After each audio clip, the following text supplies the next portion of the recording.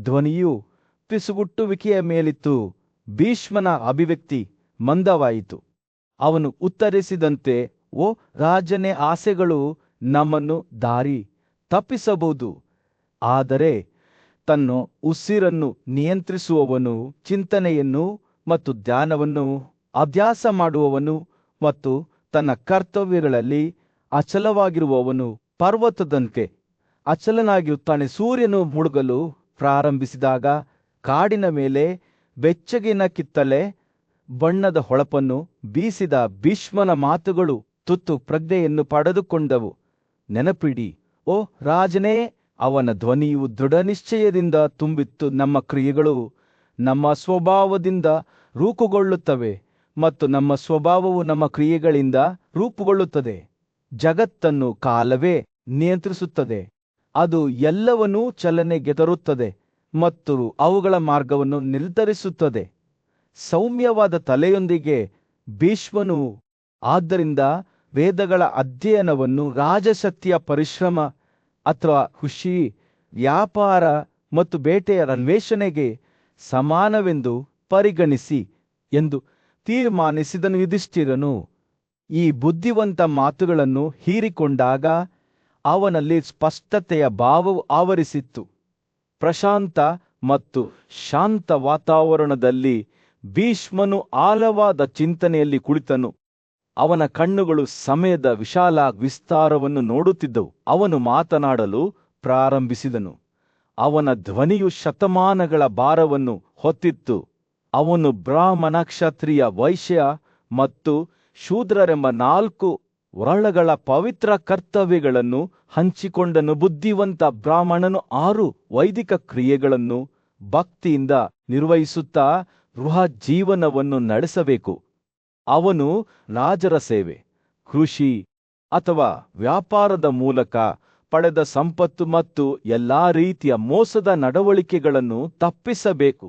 ಬ್ರಾಹ್ಮಣನು ತನ್ನ ಕರ್ತವ್ಯಗಳನ್ನು ನಿರ್ವಹಿಸಿದ ನಂತರ ಅರಣ್ಯಕ್ಕೆ ನಿವೃತ್ತಿ ಹೊಂದುವುದು ನಿಜಕ್ಕೂ ಶ್ಲಾಘನೀಯ ಎಂದು ಭೀಷ್ಮನು ಹೇಳಿದನು. ಭೀಷ್ಮನು ಮಾತನಾಡುತ್ತಿದ್ದಂತೆಯೇ ಗಾಳಿಯು ನಿರೀಕ್ಷೆಯೊಂದಿಗೆ ದಟ್ಟವಾಗುತ್ತಾ ಹೋಯಿತು. ಆತನ ಮಾತುಗಳು ಕೇಳುವವ ಮನಸ್ಸಿನಲ್ಲಿ ಭಕ್ತಿ ಮತ್ತು ಕರ್ತವ್ಯದ ಎಳೆಗಳಿಂದ ನೇಯ್ದ ಬ್ರಾಹ್ಮಣನ ಜೀವನದಲ್ಲಿ ಎದ್ದು ಕಾಣುವ ಚಿತ್ರಗಳನ್ನು ಚಿತ್ರಿಸಿದವು. ತನ್ನ ಕರ್ತವ್ಯಗಳಿಂದ ದೂರ ಸರಿದು ದುಷ್ಟನಾಗುವ ಬ್ರಾಹ್ಮಣನು ಶೂದ್ರನಿಗೆ ಸಮಾನನಾಗುತ್ತಾನೆ. ಶೂದ್ರ ಮಹಿಳೆಯನ್ನು ಮದುವೆಯಾಗುವವನು ಅಥವಾ ನೃತ್ಯ ಮಾಡುವ ಅಥವಾ ಹಳ್ಳಿಯ ಸೇವಕನಾಗಿ ಸೇವೆ ಸಲ್ಲಿಸುವಂತಹ ಅನುಚಿತ ಕೃತ್ಯಗಳಲ್ಲಿ ತೊಡಗುವವನು ಬ್ರಾಹ್ಮಣನ ಸ್ಥಾನಮಾನವನ್ನು ಕಳೆದುಕೊಳ್ಳುತ್ತಾನೆ ಎಂದು ಭೀಷ್ಮ ಮುಂದುವರಿಸಿದರು. ಕೇಳುಗರು ಪ್ರತಿ ಪದವನ್ನು ತೂಗಾಡುತ್ತಿದ್ದರು. ಅವರ ಮುಖಗಳು ಭೀಷ್ಮನ ಬೋಧನೆಗಳ ಗಂಭೀರತೆಯನ್ನು ಪ್ರತಿಬಿಂಬಿಸುತ್ತಿದ್ದವು. ಒಬ್ಬರ ಕರ್ತವ್ಯಗಳಿಂದ ದೂರ ಸರಿಯುವ ಪರಿಣಾಮಗಳು ಭೀಕರವಾಗಿವೆ ಎಂದು ಅವರಿಗೆ ತಿಳಿದಿತ್ತು. ಸ್ಥಾನಮಾನದ ನಷ್ಟ ದೇವರುಗಳು ತ್ಯಜಿಸುವುದು. ಭೀಷ್ಮನು ವಿರಾಮಗೊಳಿಸಿ ತನ್ನ ಆಲೋಚನೆಗಳನ್ನು ಸಂಗ್ರಹಿಸುತ್ತಾ ಮುಂದುವರಿಯುತ್ತಾನೆ. ಬ್ರಾಹ್ಮಣನಿಗೆ ಆತ್ಮಸಂಯಮ ಮತ್ತು ಶುದ್ಧತೆ ಅತ್ಯಗತ್ಯ. ಈ ಸದ್ಗುಣಗಳನ್ನು ಅವನ ಕರ್ತವ್ಯದ ಅಡಿಪಾಯವಾಗಿ ಇರಿಸಲಾಗಿದೆ. ಸ್ವಯಂ ನಿರ್ಬಂಧಿತನಾಗಿ ಸೋಮನನ್ನು ತ್ಯಾಗದಲ್ಲಿ ಕುಡಿದು ಸಹಾನುಭೂತಿ ಮತ್ತು ತಾಳ್ಮೆಯನ್ನು ಹೊಂದಿರುವವನಿಗೆ ಆ ಮನುಷ್ಯನು ನಿಜವಾಗಿಯೂ ಬ್ರಾಹ್ಮಣನಾಗಿದ್ದಾನೆ. ಭೀಷ್ಮನು ಮಾತನಾಡುತ್ತಿದ್ದಂತೆ ವಾತಾವರಣವು ಬದಲಾಯಿತು. ಹೆಚ್ಚು ಚಿಂತನಶೀಲವಾಯಿತು, ಹೆಚ್ಚು ಆತ್ಮಾವಲೋಕನವಾಯಿತು. ಅವರ ಕೇಳುಗರಿಗೆ ಅವರ ಅಸ್ತಿತ್ವದ ರಚನೆಯ ಬಗ್ಗೆ ಒಂದು ನೋಟವನ್ನು ನೀಡಲಾಗುತ್ತದೆ ಎಂದು ತಿಳಿದಿತ್ತು. ಆದರೆ ಸದ್ಗುಣವನ್ನು ಪಡೆಯಲು ಪ್ರಯತ್ನಿಸುವವರ ಬಗ್ಗೆ ಏನು ಯಾರೋ ಕೇಳಿದರು. ಈ ಅನ್ವೇಷಣೆಯಲ್ಲಿ ಶೂದ್ರರು ಮತ್ತು ವೈಶ್ಯರು ಸಹ ಪಾತ್ರವಹಿಸುವುದಿಲ್ಲವೇ? ಭೀಷ್ಮನು ತಲೆಯಾಡಿಸಿದನು. ಅವನ ಕಣ್ಣುಗಳು ಬುದ್ಧಿವಂತಿಕೆಯಿಂದ ಮಿಲುಗುತ್ತಿದ್ದವು. ವಾಸ್ತವವಾಗಿ ಎಲ್ಲ 4 ವರ್ಣಗಳ ಪುರುಷರು ಸದ್ಗುಣವನ್ನು ಪಡೆಯಲು ಒಬ್ಬರಿಗೊಬ್ಬರು ಸಹಾಯ ಮಾಡಬಹುದು. ಈ ಆದೇಶದ ಸದಸ್ಯರು ಶಾಂತಿಯುತ ಕರ್ತವ್ಯಗಳನ್ನು ಅನುಸರಿಸದಿದ್ದರೆ ವಿಷ್ಣುವಿನ ಕೃಪೆಯನ್ನು ತಡೆಹಿಡಿಯಲಾಗುತ್ತದೆ. ಕೇಳುಗರು ಮುಂದೆ ವಾಲಿದರು. ಅವರ ಕಿವಿಗಳು ಭೀಷ್ಮನ ಮಾತುಗಳಲ್ಲಿ ವಹಿಸಲಿ ಒಣಗಿದ ಪ್ರಯಾಣಿಕರಂತೆ ಕುಡಿಯುತ್ತಿದ್ದವು ಮತ್ತು ಕ್ಷಾತ್ರಿಯ ಬಗ್ಗೆ ಏನು ಯಾರೋ ಕೇಳಿದರು. ಅವನ ಕರ್ತವ್ಯಗಳು ಯಾವುವು? ಭೀಷ್ಮನ ಧ್ವನಿಯು ಹೆಚ್ಚು ಉತ್ಸಾಹಭರಿತವಾಯಿತು. ಕ್ಷತ್ರಿಯ ಪಾತ್ರದ ಮೂಲತತ್ವವು ಅವನಿಗೆ ಹೊಸದಾಗಿ ಬಹಿರಂಗಗೊಳ್ಳುತ್ತಿದೆ ಎಂಬಂತೆ ಒಬ್ಬ ಕ್ಷತ್ರಿಯನು ತನ್ನ ಪ್ರಜೆಗಳನ್ನು ರಕ್ಷಿಸಬೇಕು, ನೀತಿಯಿಂದ ಆಳಬೇಕು ಮತ್ತು ದೊಡ್ಡ ತ್ಯಾಗಗಳನ್ನು ಮಾಡಬೇಕು. ಅವನು ಪಿತೃಗಳನ್ನು ಮತ್ತು ದೇವರುಗಳನ್ನು ಭಕ್ತಿಯಿಂದ ಪೂಜಿಸಬೇಕು ಮತ್ತು ವೇದಗಳನ್ನು ಅಧ್ಯಯನ ಮಾಡಬೇಕು. ಭೀಷ್ಮನು ಮಾತನಾಡುವುದನ್ನು ಮುಗಿಸಿದಾಗ ಕೇಳುಗರಲ್ಲಿ ಭಯದ ಭಾವವು ನೆಲೆಸಿತು. ಅವರು ತಾವು ಎಂದು ತಿಳಿದಿದ್ದರು. ಒಂದು ದೊಡ್ಡ ಸಭೆಯಲ್ಲಿ ಪೂಜ್ಯ ಹಿರಿಯ ಮತ್ತು ರಾಜ ಯುಧಿಷ್ಠಿರನ ಸಲಹೆಗಾರನಾದ ಭೀಷ್ಮನು ರಾಜ ಕರ್ತವ್ಯಗಳ ಸಂಕೀರ್ಣತೆಗಳನ್ನು ವಿವರಿಸಲು ಪ್ರಾರಂಭಿಸಿದನು. ಎಲ್ಲ 4 ಜೀವನ ವಿಧಾನಗಳ ಕರ್ತವ್ಯಗಳು ಕ್ಷತ್ರಿಯ ಕರ್ತವ್ಯಗಳ ವ್ಯಾಪ್ತಿಗೆ ಒಳಪಟ್ಟಿವೆ ಎಂದು ಅವನು ಘೋಷಿಸಿದನು. ಭೀಷ್ಮನು ಮುಂದುವರಿಸಿದಂತೆ ರಾಜನ ಮಗನು ಶ್ರದ್ಧೆಯಿಂದ ಆಲಿಸಿದನು. ರಾಜಮನೆತನದ ಕಾರ್ಯಗಳು ಅಡ್ಡಿಯಾದರೆ ಅವ್ಯವಸ್ಥೆಗುಂಟಾಗುತ್ತದೆ ಮತ್ತು ದುಷ್ಟತನವು ದೂರದವರೆಗೆ ಹರಡುತ್ತದೆ. ನಂತರ ಭೀಷ್ಮನು ಪ್ರಾಚೀನ ಕಾಲದ ಒಂದು ಕಥೆಯನ್ನು ವಿವರಿಸಿದನು. ಆಗ ನ್ಯಾಯಯುತ ಮತ್ತು ಬುದ್ಧಿವಂತ ರಾಜನಾದ ಶಕ್ತಿಯುತ ಮಂದಾತ್ರಿ ದೈವಿಕ ನಾರಾಯಣನನ್ನು ನೋಡಲು ಪ್ರಯತ್ನಿಸಿದನು. ಮಾಂಧಾತ್ರಿ ವಿಷ್ಣುವಿಗೆ ತನ್ನ ಭಕ್ತಿಯನ್ನು ಅರ್ಪಿಸಿ ಭವ್ಯವಾದ ಯಜ್ಞವನ್ನು ಮಾಡಿದನು ಮತ್ತು ಇಂದ್ರನ ರೂಪದಲ್ಲಿ ಪರಮ ಪ್ರಭುವಿನ ದರ್ಶನವನ್ನು ಪಡೆದನು. ಇಂದ್ರನು ಅವನ ಮುಂದೆ ನಿಂತಾಗ ಮಾಂಧಾತ್ರಿ ಕೇಳಿದಳು, ಪ್ರಾಚೀನ ದೇವರನ್ನು ನೋಡುವ ಮೂಲಕ ನಾನು ಏನನ್ನು ಬಯಸುತ್ತೇನೆ? ನಾನು ಆಧ್ಯಾತ್ಮಿಕ ಅರ್ಹತೆಯನ್ನು ಗಳಿಸಲು, ಸದಾಚಾರದ ಜೀವನವನ್ನು ನಡೆಸಲು ಮತ್ತು ಕ್ಷತ್ರಿಯನ ಉದಾತ್ತ ಕರ್ತವ್ಯಗಳನ್ನು ನಿರ್ವಹಿಸಲು ಬಯಸುತ್ತೇನೆ. ಇಂದ್ರನು ಉತ್ತರಿಸಿದನು, ನೀವು ನಿಜವಾಗಿಯೂ ಸದ್ಗುಣಶೀಲ ವ್ಯಕ್ತಿ, ನೀತಿಗೆ ಸಮರ್ಪಿತರಾಗಿದ್ದಿ. ಇಂದ್ರಿಯಗಳು ನಿಮ್ಮ ಹೃದಯದಲ್ಲಿ ನಿಯಂತ್ರಣದಲ್ಲಿವೆ ಮತ್ತು ನಿಮ್ಮ ಹೃದಯದಲ್ಲಿ ವೀರತ್ವವಿದೆ. ನಾರಾಯಣನನ್ನು ನೋಡುವ ನಿಮ್ಮ ಬಯಕೆ ಶುದ್ಧವಾಗಿದೆ ಮತ್ತು ನೀವು ಕೇಳುವ ಯಾವುದೇ ವರವನ್ನು ನಾನು ನಿಮಗೆ ನೀಡುತ್ತೇನೆ. ಮಂದಾತ್ರಿ ತನ್ನ ತಲೆಯನ್ನು ವಿನಮ್ರವಾಗಿ ಬಾರಿಸಿ ದೈವಿಕ ಭಗವಂತನ ಕರುಣೆಯನ್ನು ಅಂಗೀಕರಿಸಿದನು. ನನಗೆ ದೈಹಿಕ ಸಂಪತ್ತು ಅಥವಾ ಶಕ್ತಿಯ ಆಸೆ ಇಲ್ಲ ಎಂದು ಅವನು ಹೇಳಿದನು. ಆದರೆ ಹೇ ಇಂದ್ರನೇ, ನಾರಾಯಣನಿಂದ ಹರಿಯುವ ಕರ್ತವ್ಯಗಳನ್ನು ರಾಜನು ಹೇಗೆ ನಿರ್ವಹಿಸಬಲ್ಲನು ಎಂದು ನನಗೆ ಹೇಳು. ಇಂದ್ರನು ಮುಗುಳ್ನಕ್ಕನು ಮತ್ತು ವಿವರಿಸಲು ಪ್ರಾರಂಭಿಸಿದನು. ರಾಜತ್ವದ ಕರ್ತವ್ಯಗಳು ಎಲ್ಲಕ್ಕಿಂತ ಶ್ರೇಷ್ಠವಾದವು, ನೇರವಾಗಿ ಪರಮಾತ್ಮನಿಂದ ಹರಿಯುತ್ತವೆ. ಅವು ಇತರ ಎಲ್ಲಾ ಕರ್ತವ್ಯಗಳ ಅಡಿಪಾಯವಾಗಿದ್ದು. ಇಂದ್ರನು ಮುಂದುವರಿಸಿದನು, ವಿಷ್ಣು ತನ್ನ ಅನಂತ ಶಕ್ತಿಯಲ್ಲಿ ಅಸುರರನ್ನು ನಿಗ್ರಹಿಸಿದನು ಮತ್ತು ದೇವರುಗಳನ್ನು ಮತ್ತು ಋಷಿಗಳನ್ನು ರಕ್ಷಿಸಿದನು. ಅವನು ಹಾಗೆ ಮಾಡದಿದ್ದರೆ ಬ್ರಾಹ್ಮಣರು, ಕ್ಷತ್ರಿಯ ಕರ್ತವ್ಯಗಳು ಮತ್ತು ಅಸ್ತಿತ್ವದ ರಚನೆಯು ನಾಶವಾಗುತ್ತಿತ್ತು. ಕ್ಷತ್ರಿಯ ಕರ್ತವ್ಯಗಳ ಅಭ್ಯಾಸದ ಮೂಲಕವೇ ಈ ಶಾಶ್ವತ ತತ್ವಗಳನ್ನು ಪುನರುಜ್ಜೀವನಗೊಳಿಸಲಾಗುತ್ತದೆ. ಭೀಷ್ಮನು ತನ್ನ ಕಥೆಯನ್ನು ಮುಗಿಸಿದಾಗ ರಾಜ ಯುಧಿಷ್ಠಿರನು ಗೌರವದಿಂದ ಆಲಿಸಿದನು. ಸಮಾಜದಲ್ಲಿ ಸಮತೋಲನ ಮತ್ತು ಸಾಮರಸ್ಯವನ್ನು ಕಾಪಾಡಿಕೊಳ್ಳುವಲ್ಲಿ ರಾಜ ಕರ್ತವ್ಯಗಳ ಮಹತ್ವವನ್ನು ಅರ್ಥಮಾಡಿಕೊಂಡನು.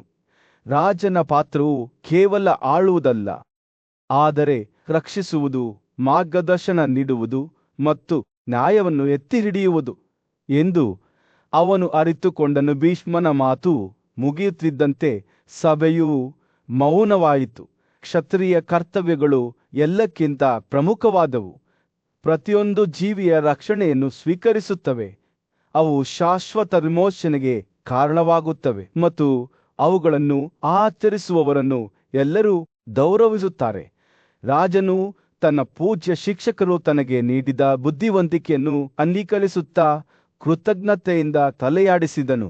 ಕ್ಷತ್ರಿಯರ ಪವಿತ್ರ ಕರ್ತವ್ಯಗಳ ಬಗ್ಗೆ ಪ್ರಾಚೀನ ಜ್ಞಾನವನ್ನು ಬೋಧಿಸಲು ರಾಜರ ಬೃಹತ್ ಸಭೆಯಲ್ಲಿ ಪ್ರಬಲ ದೇವರಾದ ಇಂದ್ರನು ಬುದ್ಧಿವಂತ ರಾಜನಾದ ಮಂದಾತ್ರಿಯ ಮುಂದೆ ನಿಂತನು. ಆಳವಾದ ಧ್ವನಿಯಿಂದ ಮತ್ತು ಕಠಿಣ ನೋಟದಿಂದ ಇಂದ್ರನು ತನ್ನ ಮಾತುಗಳನ್ನು ಶಾಶ್ವತತೆಯ ಭಾರವನ್ನು ಹೊತ್ತುಕೊಂಡು ಮಾತನಾಡಲು ಪ್ರಾರಂಭಿಸಿದನು. ಇಂದ್ರನು ಹೇಳಿದನು, ಓ ರಾಜನೇ, ನೀನು ಉನ್ನತ ಆತ್ಮದ ಸ್ವಭಾವದಿಂದ ಆಶೀರ್ವದಿಸಲ್ಪಟ್ಟಿದ್ದೀಯ, ಪ್ರಪಂಚದ ಒಳ್ಳೆಯದನ್ನು ಹುಡುಕುವ ಸಾಮರ್ಥ್ಯವನ್ನು ಹೊಂದಿದ್ದೀಯ ಇಂದ್ರನು ಹೇಳಿದನು.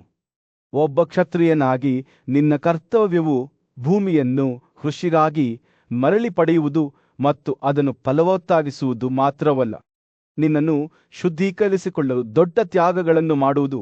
ನೀನು ನಿನ್ನ ಪ್ರಜೆಗಳನ್ನು ರಕ್ಷಿಸಿಕೊಳ್ಳಬೇಕು, ಭಿಕ್ಷೆ ಬೇಡುವುದನ್ನು ತ್ಯಜಿಸಬೇಕು ಮತ್ತು ತ್ಯಜಿಸುವ ಗುಣವನ್ನು ಎತ್ತಿ ಹಿಡಿಯಬೇಕು. ಇದು ಎಲ್ಲ ಸದ್ಗುಣಗಳಲ್ಲಿ ಶ್ರೇಷ್ಠವಾಗಿದ್ದಿದ್ರನು ಕ್ಷತ್ರಿಯರ ಕರ್ತವ್ಯಗಳನ್ನು ವಿವರಿಸುತ್ತಲೇ ಇದ್ದಾಗ ಮಂದಾತ್ರಿ ಕುತೂಹಲದಿಂದ ಆತನ ಕಣ್ಣುಗಳು ಹೊಳೆಯುತ್ತಿದ್ದವು. ಇಂದ್ರನು ಹೇಳಿದನು, ಇತರ ರಾಜರು ತಮ್ಮ ಗುರುಗಳಿಂದ ಹೆಚ್ಚಿನ ಕಲಿಕೆಯನ್ನು ಪಡೆದುಕೊಂಡು ಯುದ್ಧದಲ್ಲಿ ತಮ್ಮ ದೇಹಗಳನ್ನು ತ್ಯಜಿಸಿ ಪರಸ್ಪರ ಹೋರಾಡುವುದನ್ನು ನೀವು ನೋಡಿದ್ದೀರಿ. ಇಂದ್ರನು ಹೇಳಿದನು, ಅವರ ಶೌರ್ಯ ಮತ್ತು ನಿಸ್ವಾರ್ಥತೆಯು ಕ್ಷತ್ರಿಯ ಕರ್ತವ್ಯಗಳ ಉದಾತ್ತ ಸ್ವಭಾವಕ್ಕೆ ಸಾಕ್ಷಿಯಾಡಿದೆ. ಮಂದಾತ್ರಿ ತಿಳುವಳಿಕೆಯಿಂದ ತಲೆಯಾಡಿಸಿದಂತೆ ಇಂದ್ರನು ಆರ್ಯರ ಆಳ್ವಿಕೆಯಲ್ಲಿ ವಾಸಿಸುತ್ತಿದ್ದ ವಿವಿಧ ಬುಡಕಟ್ಟುಗಳನ್ನು ಉದ್ದೇಶಿಸಿ ಮಾತನಾಡಲು ತಿರುಗಿದನು. ಪೇಯವನರು, ಕಿರಾತರು, ಗಾಂಧರ್ವರು, ಚೀನರು, ಸಾವರರು, ಬಾಬ್ಬರರು, ಶಕರು, ತುಷಾರಕರು, ಕಂಕರು, ಪಾತವು, ಆಂಧ್ರರು, ಮದ್ರಾಕರು, ಬೌಂಡರು, ಪುಲಿಂದರು, ರಾಮತರು ಮತ್ತು ಕಾಮೋಜರು. ಈ ಬುಡಕಟ್ಟುಗಳು ತಮ್ಮ ತಾಯಂದಿರು ಮತ್ತು ತಂದೆ, ಗುರುಗಳು ಮತ್ತು ಹಿರಿಯರಿಗೆ ಸೇವೆ ಸಲ್ಲಿಸಬೇಕು. ಇಂದ್ರನು ಹೇಳಿದನು, ಅವರು ತಮ್ಮ ರಾಜರನ್ನೂ ಸಹ ಸೇವಿಸಬೇಕು. ವೇದಗಳಲ್ಲಿ ಬೋಧಿಸಲಾದ ಕರ್ತವ್ಯಗಳು ಮತ್ತು ವಿಧಿಗಳನ್ನು ಅನುಸರಿಸಬೇಕು. ತಮ್ಮ ಪಿತೃಗಳನ್ನು ಗೌರವಿಸಲು ತ್ಯಾಗ ಮಾಡಬೇಕು. ಸಾರ್ವತ್ರಿಕ ಸೇವೆಗಾಗಿ ಬಾವಿಗಳು ಅಗೆಯಬೇಕು. ಬಾಯಾರಿದ ಪ್ರಯಾಣಿಕರಿಗೆ ನೀರು ನೀಡಬೇಕು ಮತ್ತು ಬ್ರಾಹ್ಮಣರಿಗೆ ಕಾಲಮಾನದ ಉಡುಗೊರೆಗಳನ್ನು ನೀಡಬೇಕು. ರಾಜರ ಕರ್ತವ್ಯಗಳನ್ನು ನಿರ್ಲಕ್ಷಿಸಿದಾಗ ಸಮಾಜಕ್ಕೆ ಉಂಟಾಗುವ ಅಪಾಯಗಳ ಬಗ್ಗೆ ಇಂದ್ರನು ಮಾತನಾಡುತ್ತಿದ್ದಂತೆ ಮಂದಾತ್ರಿಯ ಕಣ್ಣುಗಳು ಆತಂಕದಿಂದ ವಿಶಾಲವಾದವು. ರಾಜರು ತಮ್ಮ ಕರ್ತವ್ಯಗಳಲ್ಲಿ ವಿಫಲವಾದಾಗ ಭೂಮಿ ಸಂಕಷ್ಟಕ್ಕೆ ಒಳಗಾಗುತ್ತದೆ ಮತ್ತು ಎಲ್ಲಾ ಜೀವಿಗಳು ಬಳಲುತ್ತವೆ ಎಂದು ಇಂದ್ರನು ಹೇಳಿದ್ದನು. ಅಂತಹ ಸಮಯದಲ್ಲಿ ಜನರು ಸರಿಯಾದ ಮಾರ್ಗದಿಂದ ವಿಮುಖರಾಗುತ್ತಾರೆ ಮತ್ತು ಶಿಕ್ಷೆಯ ವಿಜ್ಞಾನವನ್ನು ಮರೆತು ಬಿಡಲಾಗುತ್ತವೆ. ಸಭೆಯು ಕೂಲಂಕಷವಾಗಿ ಆಲಿಸುತ್ತಿದ್ದಂತೆ ಇಂದ್ರನು ಒಂದು ಆಳವಾದ ಸತ್ಯವನ್ನು ಬಹಿರಂಗಪಡಿಸಿದನು. ದೇವರುಗಳು ಸಹ ನ್ಯಾಯ ಮತ್ತು ಸಹಾನುಭೂತಿಯಿಂದ ಆಯ್ದ ಸದ್ಗುಣಶೀಲ ರಾಜನನ್ನು ಕಡೆಗಣಿಸಲಿಲ್ಲ. ಎಲ್ಲಾ ಜೀವಿಗಳ ದೈವಿಕ ಪ್ರಭುವು ಕ್ಷತ್ರಿಯರು ಮನುಷ್ಯರನ್ನು ನೋಡಿಕೊಳ್ಳಲು, ಅವರ ಕರ್ತವ್ಯಗಳು ಮತ್ತು ಪ್ರವೃತ್ತಿಯ ಕಡೆಗೆ ಮಾರ್ಗದರ್ಶನ ನೀಡಲು ಉದ್ದೇಶಿಸಿದ್ದವು. ಇಂದ್ರನ ಬುದ್ಧಿವಂತ ಮಾತುಗಳು ಕೊನೆಗೊಳ್ಳುತ್ತಿದ್ದಂತೆ ಪೂಜ್ಯ ಋಷಿಯಾದ ಭೀಷ್ಮನು ತನ್ನ ಆಸನದಿಂದ ಎದ್ದು ಪ್ರವಚನವನ್ನು ಮುಕ್ತಾಯಗೊಳಿಸಿದನು. ಇಂದ್ರನ ರೂಪದಲ್ಲಿದ್ದ ಮಹಾನ್ ನಾರಾಯಣನು ಪ್ರಾಚೀನ ಕಾಲದ ಬುದ್ಧಿವಂತಿಕೆಯನ್ನು ಬಿಟ್ಟು ಹೊರಟು ಹೋಗಿದ್ದಾನೆ ಎಂದು ಭೀಷ್ಮನು ಹೇಳಿದನು. ನಾವು ಮೊದಲು ನಿಗದಿಪಡಿಸಿದ ಕರ್ತವ್ಯಗಳ ವೃತ್ತಕ್ಕೆ ಅಂಟಿಕೊಳ್ಳೋಣ ಮತ್ತು ತೋರಿಸಿದ ಮಾರ್ಗವನ್ನು ಅನುಸರಿಸುವ. ಸೂರ್ಯನು ರಾಜ್ಯದ ಮೇಲೆ ಮುಳುಗುತ್ತಿದ್ದನು. ಗಲಭೆಯ ಬೀದಿಗಳಲ್ಲಿ ಬೆಚ್ಚಗಿನ ಕಿತ್ತಳೆ ಬಣ್ಣದ ಹೊಳಪನ್ನು ಬೀರುತ್ತಿತ್ತು. ಬುದ್ಧಿವಂತ ಮತ್ತು ನ್ಯಾಯಯುತ ರಾಜ ಯುಧಿಷ್ಠಿರನು ತನ್ನ ಪೂಜ್ಯ ಗುರುವಾದ ಭೀಷ್ಮನೊಂದಿಗೆ ಚಿಂತನೆಯಲ್ಲಿ ಕುಳಿತನು. ಅವನು ಭೀಷ್ಮನನ್ನು ಮಾನವ ಜೀವನದ 4 ವಿಧಾನಗಳನ್ನು ವಿವರಿಸಲು ಕೇಳಿದಾಗ ಯುವ ರಾಜನ ಕಣ್ಣುಗಳು ಕುತೂಹಲದಿಂದ ಹೊಳೆಯುತ್ತಿದ್ದವು. ಸೌಮ್ಯವಾದ ನಗುವಿನೊಂದಿಗೆ ಭೀಷ್ಮನು ಸದ್ಗುಣ ಮತ್ತು ಕರ್ತವ್ಯದ ಕಥೆಯನ್ನು ಹೆಣೆಯಲು ಪ್ರಾರಂಭಿಸಿದನು. ಓ ಯುಧಿಷ್ಠಿರನೇ, ಈ ಜಗತ್ತಿನಲ್ಲಿ ಆಚರಿಸುವ ಎಲ್ಲಾ ಧಾರ್ಮಿಕ ಕಾರ್ಯಗಳು ನನಗೆ ತಿಳಿದಿರುವಂತೆ ನಿಮಗೆ ತಿಳಿದಿವೆ ಎಂದು ಅವನು ಹೇಳಿದನು. ಅವನ ಧ್ವನಿಯು ಅಧಿಕಾರದಿಂದ ತುಂಬಿತ್ತು. ಈ 4 ಜೀವನ ವಿಧಾನಗಳನ್ನು ಅನುಸರಿಸುವ ರಾಜರಿಗೆ ಸಂಬಂಧಿಸಿದ ಗುಣಗಳನ್ನು ನಾನು ನಿಮಗೆ ತಿಳಿಸುವಾಗ ಈಗ ಆಲಿಸಿ. ಭೀಷ್ಮನ ಕಣ್ಣುಗಳು ವಿಶಾಲವಾಗುತ್ತಾ ಹೋದವು. ಭೀಷ್ಮನು ಭಕ್ತಿಯ ಜೀವನ ವಿಧಾನದ ಬಗ್ಗೆ ಹೇಳಿದನು. ಅದು ನಿಸ್ವಾರ್ಥ ಸೇವೆಯ ಜೀವನ. ಅಲ್ಲಿ ಒಬ್ಬರು ಆರಾಧನೆಗೆ ಅರ್ಹರಾದವರನ್ನು ಪೂಜಿಸುತ್ತಾರೆ ಮತ್ತು ಅವರಿಗೆ ಅವರ ಹಕ್ಕನ್ನು ನೀಡುತ್ತಾರೆ. ತನ್ನ ಸಂಬಂಧಿಕರನ್ನು ಸಂಕಟದಿಂದ ರಕ್ಷಿಸುವ ರಾಜ ಭೀಷ್ಮ ಮುಂದುವರಿಸಿದನು. ವನಪ್ರಸ್ಥ ಜೀವನ ವಿಧಾನದ ಗುರಿಯನ್ನು ಸಾಧಿಸುತ್ತಾನೆ. ಯುವರಾಜನ ಮನಸ್ಸು ಸಾಧ್ಯತೆಗಳೊಂದಿಗೆ ಓಡುತ್ತಿತ್ತು. ವಿಶ್ವನು ಗೃಹಸ್ಥ ಜೀವನ ವಿಧಾನವಾದ ಗೃಹಸ್ಥ ಕರ್ತವ್ಯದ ಜೀವನವನ್ನು ವಿವರಿಸಿದನು. ಅಲ್ಲಿ ಒಬ್ಬರು ನೀತಿವಂತರು ಮತ್ತು ಆರಾಧನೆಗೆ ಅರ್ಹರಾದವರನ್ನು ಗೌರವಿಸುತ್ತಾರೆ. ಎಲ್ಲಾ ಜೀವಿಗಳನ್ನು ಚಲನಶೀಲ ಮತ್ತು ನಿಶ್ಚಲವಾಗಿ ರಕ್ಷಿಸುವ ರಾಜ ಭೀಷ್ಮನು ಹೇಳಿದನು, ಮತ್ತು ಅವರು ಅರ್ಹರಾಗಿರುವಂತೆ ಅವರನ್ನು ಗೌರವಿಸುವ ರಾಜನು ಗೃಹಸ್ಥ ಜೀವನ ವಿಧಾನದ ಉದ್ದೇಶವನ್ನು ಸಾಧಿಸುತ್ತಾನೆ. ಸಂಭಾಷಣೆಯು ಮುಂದುವರಿದಂತೆ ಯುಧಿಷ್ಠಿರನ ತಿಳುವಳಿಕೆಯು ಗಾಢವಾಗುತ್ತಾ ಹೋಯಿತು. ಬುದ್ಧಿವಂತಿಕೆ, ಸಹಾನುಭೂತಿ ಮತ್ತು ನ್ಯಾಯದಿಂದ ಆಳುವ ರಾಜನು ತನ್ನ ಪ್ರಜೆಗಳನ್ನು ರಕ್ಷಿಸುವ ಮತ್ತು ನೀತಿವಂತರನ್ನು ಗೌರವಿಸುವವನು ಅತ್ಯುನ್ನತ ಅರ್ಹತೆಗಳನ್ನು ಸಾಧಿಸುತ್ತಾನೆ ಎಂದು ಅವನು ನೋಡಿದನು. ಎಲ್ಲಾ ಜೀವಿಗಳನ್ನು ತನ್ನದೇ ಆದಂತೆ ಪರಿಗಣಿಸುವ ವ್ಯಕ್ತಿ ಎಂದು ಭೀಷ್ಮನು ಹೇಳಿದನು. ಎಂದಿಗೂ ಹಾನಿ ಮಾಡದ ಮತ್ತು ತನ್ನ ಕೋಪವನ್ನು ನಿಯಂತ್ರಣದಲ್ಲಿಟ್ಟುಕೊಳ್ಳದ ವ್ಯಕ್ತಿಯಿರಲಿ ಮತ್ತು ಭವಿಷ್ಯದಲ್ಲಿ ದೊಡ್ಡ ಸಂತೋಷವನ್ನು ಪಡೆಯುತ್ತಾನೆ. ಯುವ ರಾಜನ ಕಣ್ಣುಗಳು ತನ್ನ ಕರ್ತವ್ಯಗಳ ಬಗ್ಗೆ ಹೊಸ ತಿಳುವಳಿಕೆಯಿಂದ ಹೊಳೆಯುತ್ತಿದ್ದವು. ನೀತಿವಂತರನ್ನು ರಕ್ಷಿಸುವ ಮೂಲಕ, ಅದಕ್ಕೆ ಅರ್ಹರಾದವರನ್ನು ಗೌರವಿಸುವ ಮೂಲಕ ಮತ್ತು ನ್ಯಾಯವನ್ನು ಎತ್ತಿ ಹಿಡಿಯುವ ಮೂಲಕ ತಾನು ಎಲ್ಲ 4 ಜೀವನ ವಿಧಾನಗಳ ಗುಣಗಳನ್ನು ಗಳಿಸಬಹುದು ಎಂದು ಅವನು ಅರಿತುಕೊಂಡನು. ಭೀಷ್ಮನ ಮಾತುಗಳು ಬೇಸಿಗೆಯ ದಿನದಂದು ಸೌಮ್ಯವಾದ ಗಾಳಿಯಂತೆ ಹಿತವಾದ ಮತ್ತು ಉನ್ನತಿದಾಯಕವಾಗಿದ್ದವು. ಸೂರ್ಯನು ದಿಗಂತದ ಕೆಳಗೆ ಮುಳುಗಿದಾಗ ಯುಧಿಷ್ಠಿರನು ತನ್ನ ಆಸನದಿಂದ ಎದ್ದು ನಿಂತನು. ಅವನ ಹೃದಯವು ದೃಢನಿಶ್ಚಯದಿಂದ ತುಂಬಿತ್ತು. ತನ್ನ ಜನರನ್ನು ರಕ್ಷಿಸುವುದು, ನ್ಯಾಯವನ್ನು ಎತ್ತಿ ಹಿಡಿಯುವುದು ಮತ್ತು ಅದಕ್ಕೆ ಅರ್ಹರಾದವರನ್ನು ಗೌರವಿಸುವುದು ತನ್ನ ಪವಿತ್ರ ಕರ್ತವ್ಯವೆಂದು ಅವನಿಗೆ ತಿಳಿದಿತ್ತು. ಭೀಷ್ಮನ ಮಾರ್ಗದರ್ಶನದಿಂದ ಅವನು ತನ್ನ ಮೇಲೆ ಉದ್ದೇಶದ ಪ್ರಜ್ಞೆಯನ್ನು ತೊಳೆದುಕೊಂಡು ರಾಜತ್ವದ ಪರೀಕ್ಷೆಗಳು ಮತ್ತು ಸಂಕಟಗಳ ಮೂಲಕ ಅವನಿಗೆ ಮಾರ್ಗದರ್ಶನ ನೀಡುವ ಉದ್ದೇಶಿಸುವ ರಾಜನು ತನ್ನ ಶ್ರೇಷ್ಠತೆಯ ಪ್ರಯಾಣದಲ್ಲಿ ಮೊದಲ ಹೆಜ್ಜೆ ಇಟ್ಟಿದ್ದಾನೆಂದು ತಿಳಿದ ಬುದ್ಧಿವಂತ ವೃದ್ಧ ಶಿಕ್ಷಕನು ಯುಧಿಷ್ಠಿರನು ಹೊರಟು ಹೋದಾಗ ಮುಗುಳ್ನಕ್ಕನು, ನೀನು ಶಾಶ್ವತವಾದ ರಾಜತ್ವದ ಕರ್ತವ್ಯಗಳಿಗೆ ಬದ್ಧನಾಗಿರುತ್ತೀಯಾ ಎಂದು ಭೀಷ್ಮನು ಹೇಳಿದನು.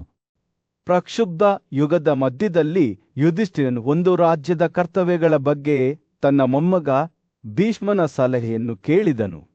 ಓ ದೊಡ್ಡವನೇ, ನನಗೆ ಹೇಳು, ಅವನು ಕೇಳಿದ ಒಂದು ರಾಜ್ಯದ ಪ್ರಮುಖ ಕರ್ತವ್ಯಗಳು ಯಾವುವು? ಅವನು ಮಾತನಾಡಲು ಪ್ರಾರಂಭಿಸಿದಾಗ ಭೀಷ್ಮನ ಕಣ್ಣುಗಳು ಬುದ್ಧಿವಂತಿಕೆಯಿಂದ ಮಿನುಗುತ್ತಿದ್ದವು. ರಾಜನ ಆಯ್ಕೆ ಮತ್ತು ಪಟ್ಟಾಭಿಷೇಕವು ರಾಜ್ಯದ ಮೊದಲ ಕರ್ತವ್ಯವಾಗಿದೆ. ರಾಜ್ಯವಿಲ್ಲದ ರಾಜ್ಯವು ಚುಕ್ಕಾಣಿಯಿಲ್ಲದ ಹಡಗಿನಂತಿದೆ. ಅದು ಉದ್ದೇಶರಹಿತವಾಗಿ ಚಲಿಸುತ್ತದೆ. ಉದ್ಭವಿಸುವ ಪ್ರತಿಯೊಂದು ಅರಾಜಕತೆಯ ಅಲೆಗೆ ಗುರಿಯಾಗುತ್ತದೆ. ಅವನು ತನ್ನ ಧ್ವನಿಯನ್ನು, ಗೌರವದ ಧ್ವನಿಯನ್ನು ತೆಗೆದುಕೊಳ್ಳುತ್ತಾ ವಿರಾಮಗೊಳಿಸಿದನು. ರಾಜನ ಕಿರೀಟವನ್ನು ಧರಿಸುವಾಗ ರಾಜನ ರೂಪದಲ್ಲಿ ಕಿರೀಟವನ್ನು ಧರಿಸುವುದು. ಇಂದ್ರನೇ, ಜನರು ತಮ್ಮ ರಾಜನನ್ನು ಆರಾಧಿಸಬೇಕು, ಏಕೆಂದರೆ ಅವರು ಪ್ರಬಲ ದೇವರು ಇಂದ್ರನನ್ನು ಪೂಜಿಸುತ್ತಾರೆ. ಭೀಷ್ಮನು ಮಾತನಾಡುತ್ತಿದ್ದಂತೆ ಯುಧಿಷ್ಠಿರನು ತನ್ನ ಮಾತುಗಳ ಗಂಭೀರತೆಯನ್ನು ಅರಿತುಕೊಂಡು ಶ್ರದ್ಧೆಯಿಂದ ಆಲಿಸಿದನು. ಅರಾಜಕತೆಯಿಂದ ಛಿದ್ರಗೊಂಡ ರಾಜ್ಯವು ನೀತಿಯು ವಾಸಿಸಲು ಸಾಧ್ಯವಿಲ್ಲದ ಸ್ಥಳವಾಗಿದೆ ಎಂದು ಭೀಷ್ಮ ಮುಂದುವರಿಸಿದನು. ನಿವಾಸಿಗಳು ನೀರಿನಲ್ಲಿ ದುರ್ಬಲರನ್ನು ಬೇಟೆಯಾಡುವ ಬಲವಾದ ಮೀನುಗಳಂತೆ ಒಬ್ಬರನ್ನೊಬ್ಬರು ತಿನ್ನುತ್ತಾರೆ. ಅರಾಜಕತೆಯು ಅತ್ಯಂತ ಕೆಟ್ಟ ಸ್ಥಿತಿಯಾಗಿದೆ ಮತ್ತು ಅಂತಹ ಅವ್ಯವಸ್ಥೆಯಿಂದ ತಮ್ಮ ಜನರನ್ನು ರಕ್ಷಿಸುವುದು ರಾಜರ ಕರ್ತವ್ಯವಾಗಿದೆ. ಆದರೆ ಯಾರನ್ನು ಅರಸನಾಗಿ ಕಿರೀಟಧಾರಣೆ ಮಾಡಬೇಕು? ಭೀಷ್ಮನ ಮಾತುಗಳು ಒಮ್ಮೆ ತಮ್ಮ ಆಡಳಿತಗಾರನಾಗಲು ಭೂಮಿಯ ನಿವಾಸಿಗಳು ಸಂಪರ್ಕಿಸಿದ ಬುದ್ಧಿವಂತ ಮತ್ತು ಶಕ್ತಿಯುತ ನಾಯಕ ಮನುವಿನ ಕಡೆಗೆ ತಿರುಗಿತು. ಮನುವು ಮೊದಲಿಗೆ ಹಿಂಜರಿಯುತ್ತಿದ್ದನು. ಭೀಷ್ಮನು ವಿವರಿಸಿದನು. ರಾಜ್ಯವನ್ನು ಆಳುವುದು ಕಷ್ಟಕರವಾದ ಕೆಲಸ ಎಂದು ಹೆದರುತ್ತಿದ್ದನು. ವಿಶೇಷವಾಗಿ ತಮ್ಮ ನಡವಳಿಕೆಯಲ್ಲಿ ಯಾವಾಗಲೂ ಸುಳ್ಳು ಮತ್ತು ಮೋಸಗಾರನಾಗಿದ್ದ ಪುರುಷರಲ್ಲಿಗಾದಾಗ್ಯೂ ಭೂಮಿಯ ನಿವಾಸಿಗಳು ಮನುವಿಗೆ ತಮ್ಮ ಎಲ್ಲಾ ಶಕ್ತಿಯಿಂದ ಬೆಂಬಲ ನೀಡುವುದಾಗಿ ಭರವಸೆ ನೀಡಿದವು. ಅವರು ತಮ್ಮ ಸಂಪತ್ತಿನ ಒಂದು ಭಾಗವನ್ನು ಪತಿಯರಾಗಿ ತಮ್ಮ ಅತ್ಯಂತ ಸುಂದರ ಕನ್ಯೆಯರನ್ನು ಮತ್ತು ಅವರ ರಕ್ಷಣೆಯಲ್ಲಿ ತಮ್ಮ ಪ್ರಜೆಗಳು ಗಳಿಸಿದ ಯೋಗ್ಯತೆಯ ಒಂದು ಭಾಗವನ್ನು ಸಹ ನೀಡಲು ಮುಂದಾದರು. ನಮ್ಮ ಬಲವು ಈ ರೀತಿ ಹೆಚ್ಚಾದಂತೆ ನೀವು ಯಕ್ಷರು ಮತ್ತು ರಾಕ್ಷಸರನ್ನು ರಕ್ಷಿಸುವ ಕುಬೇರನಂತೆ ಅಸೇರಾಗುತ್ತೀರಿ ಎಂದು ಅವರು ಹೇಳಿದರು. ಅವರ ಮಾತುಗಳಿಂದ ಪ್ರೇರಿತರಾದ ಮನು ಸವಾಲನ್ನು ಸ್ವೀಕರಿಸಿದನು ಮತ್ತು ಭೂಮಿಯ ಮೇಲೆ ಸುವ್ಯವಸ್ಥೆಯನ್ನು ಸ್ಥಾಪಿಸಲು ಹೊರಟನು. ತನ್ನ ಪಕ್ಕದಲ್ಲಿ ದೊಡ್ಡ ಸೈನ್ಯದೊಂದಿಗೆ ಅವನು ತನ್ನ ಸುತ್ತಲೂ ಸುತ್ತಾಡಿದನು. ಪ್ರತಿಯೊಂದು ದುಷ್ಟ ಕೃತ್ಯವನ್ನು ಪರಿಶೀಲಿಸಿದನು ಮತ್ತು ಎಲ್ಲರನ್ನೂ ತಮ್ಮ ಕರ್ತವ್ಯಗಳಿಗೆ ನಿಯೋಜಿಸಿದನು. ಭೂಮಿಯ ನಿವಾಸಿಗಳು ತಮ್ಮ ಹೊಸ ಆಡಳಿತಗಾರನ ಬಗ್ಗೆ ಭಯ ಮತ್ತು ಗೌರವದಿಂದ ಪ್ರೇರೇಪಿಸಲ್ಪಟ್ಟರು ಮತ್ತು ಮನುವಿನ ಶಕ್ತಿಯನ್ನು ಸ್ವತಃ ಇಂದ್ರನ ಶಕ್ತಿಯೊಂದಿಗೆ ಹೋಲಿಸಲಾಯಿತು. ಭೀಷ್ಮನು ಮಾತನಾಡುವುದನ್ನು ಮುಗಿಸಿದಾಗ ಯುಧಿಷ್ಠಿರನು ಚಿಂತನಶೀಲವಾಗಿ ತಲೆರಾಡಿಸಿದನು.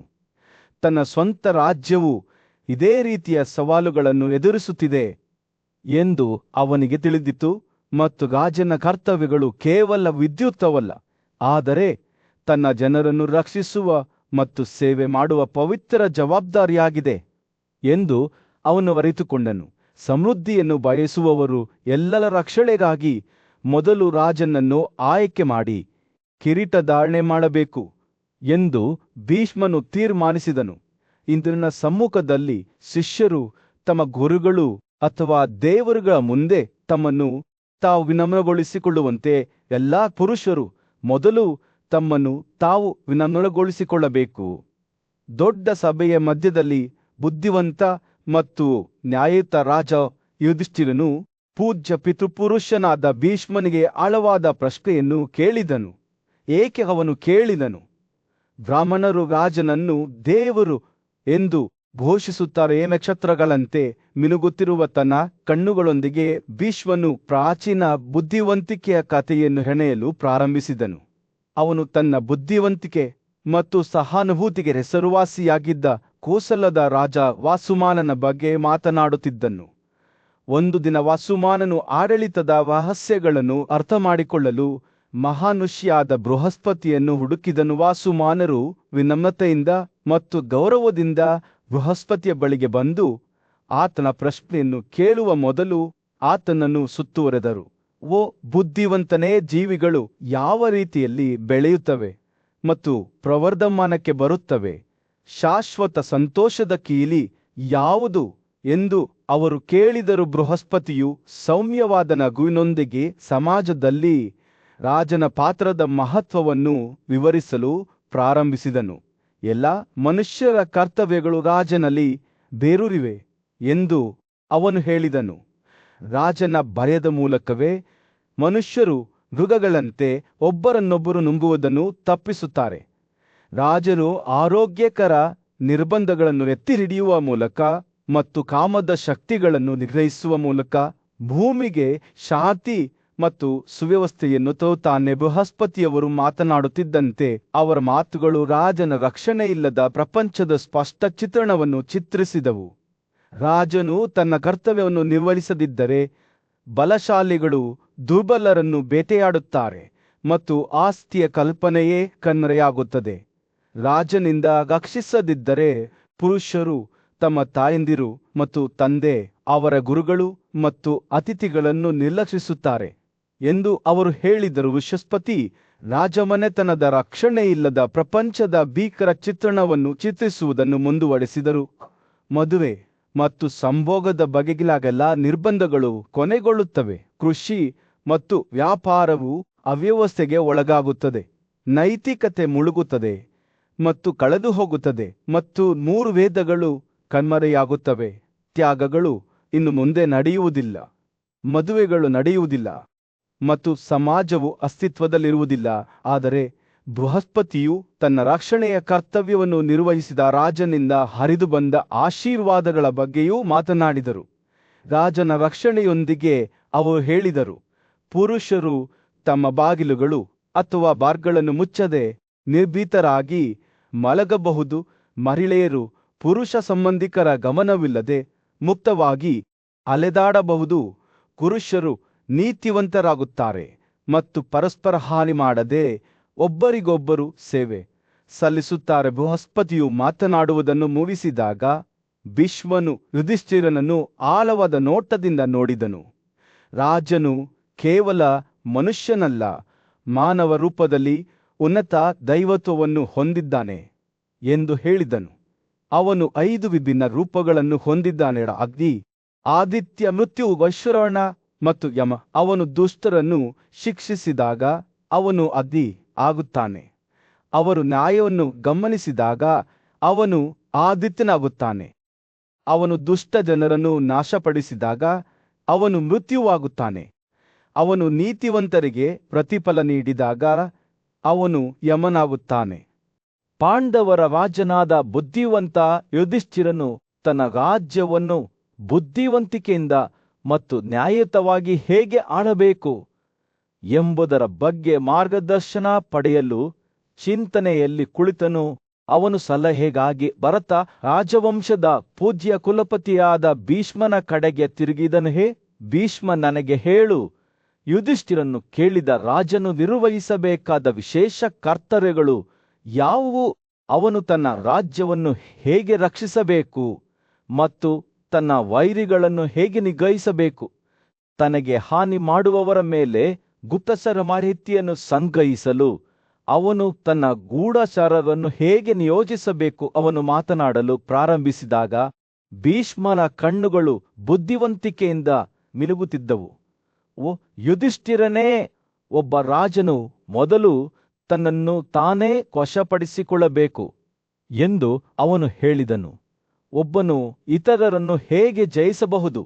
ಅವರು ತಮ್ಮ ಆಸೆಗಳನ್ನು ಮತ್ತು ಭಾವೋದ್ರೇಕಗಳನ್ನು ಸಹ ಜಯಿಸಲು ಸಾಧ್ಯವಾಗದಿದ್ದರೆ 5 ಇಂದ್ರಿಯಗಳ ವಿಜಯವು ಒಂದು ದೊಡ್ಡ ವಿಜಯವಾಗಿದೆ, ಏಕೆಂದರೆ ಅದು ರಾಜನನ್ನು ದಾರಿ ತಪ್ಪಿಸುವ ಪ್ರಲೋಭನೆಗಳನ್ನು ವಿರೋಧಿಸಲು ಅನುವು ಮಾಡಿಕೊಡುತ್ತದೆ. ಭೀಷ್ಮನ ಮಾತುಗಳು ನದಿಯಂತೆ ಹರಿಯತೊಡಗಿದವು. ಒಬ್ಬ ರಾಜನು ತನ್ನ ಕೋಟೆಗಳು, ಗಡಿಗಳು, ಪಟ್ಟಣಗಳು, ಉದ್ಯಾನವನಗಳು ಮತ್ತು ಮನರಂಜನಾ ಉದ್ಯಾನವನಗಳಲ್ಲಿ ಮತ್ತು ತಾನು ಹೋಗುವ ಎಲ್ಲಾ ಸ್ಥಳಗಳಲ್ಲಿ ಬಲವಾದ ಸೈನಿಕರ ದೇಹಗಳನ್ನು ಇಡಬೇಕು. ಅವನು ವೇಷದಲ್ಲಿ ನುರಿತ ಗೂಢಚಾರರನ್ನು, ಜನಸಮೂಹದೊಂದಿಗೆ ಬೆರೆಯುವ ಮತ್ತು ಪತ್ತೆ ಹಚ್ಚದೆ ಮಾಹಿತಿಯನ್ನು ಸಂಗ್ರಹಿಸುವ ಪುರುಷರನ್ನು ಸಹ ನೇಮಿಸಿಕೊಳ್ಳಬೇಕು. ಈ ಗೂಢಚಾರರನ್ನು ಅವರ ಬುದ್ಧಿವಂತಿಕೆ, ಕಷ್ಟಗಳನ್ನು ಸಹಿಸಿಕೊಳ್ಳುವ ಸಾಮರ್ಥ್ಯ ಮತ್ತು ರಾಜನಿಗೆ ಅವರ ನಿಷ್ಠೆಗಾಗಿ ಆಯ್ಕೆ ಮಾಡಬೇಕು.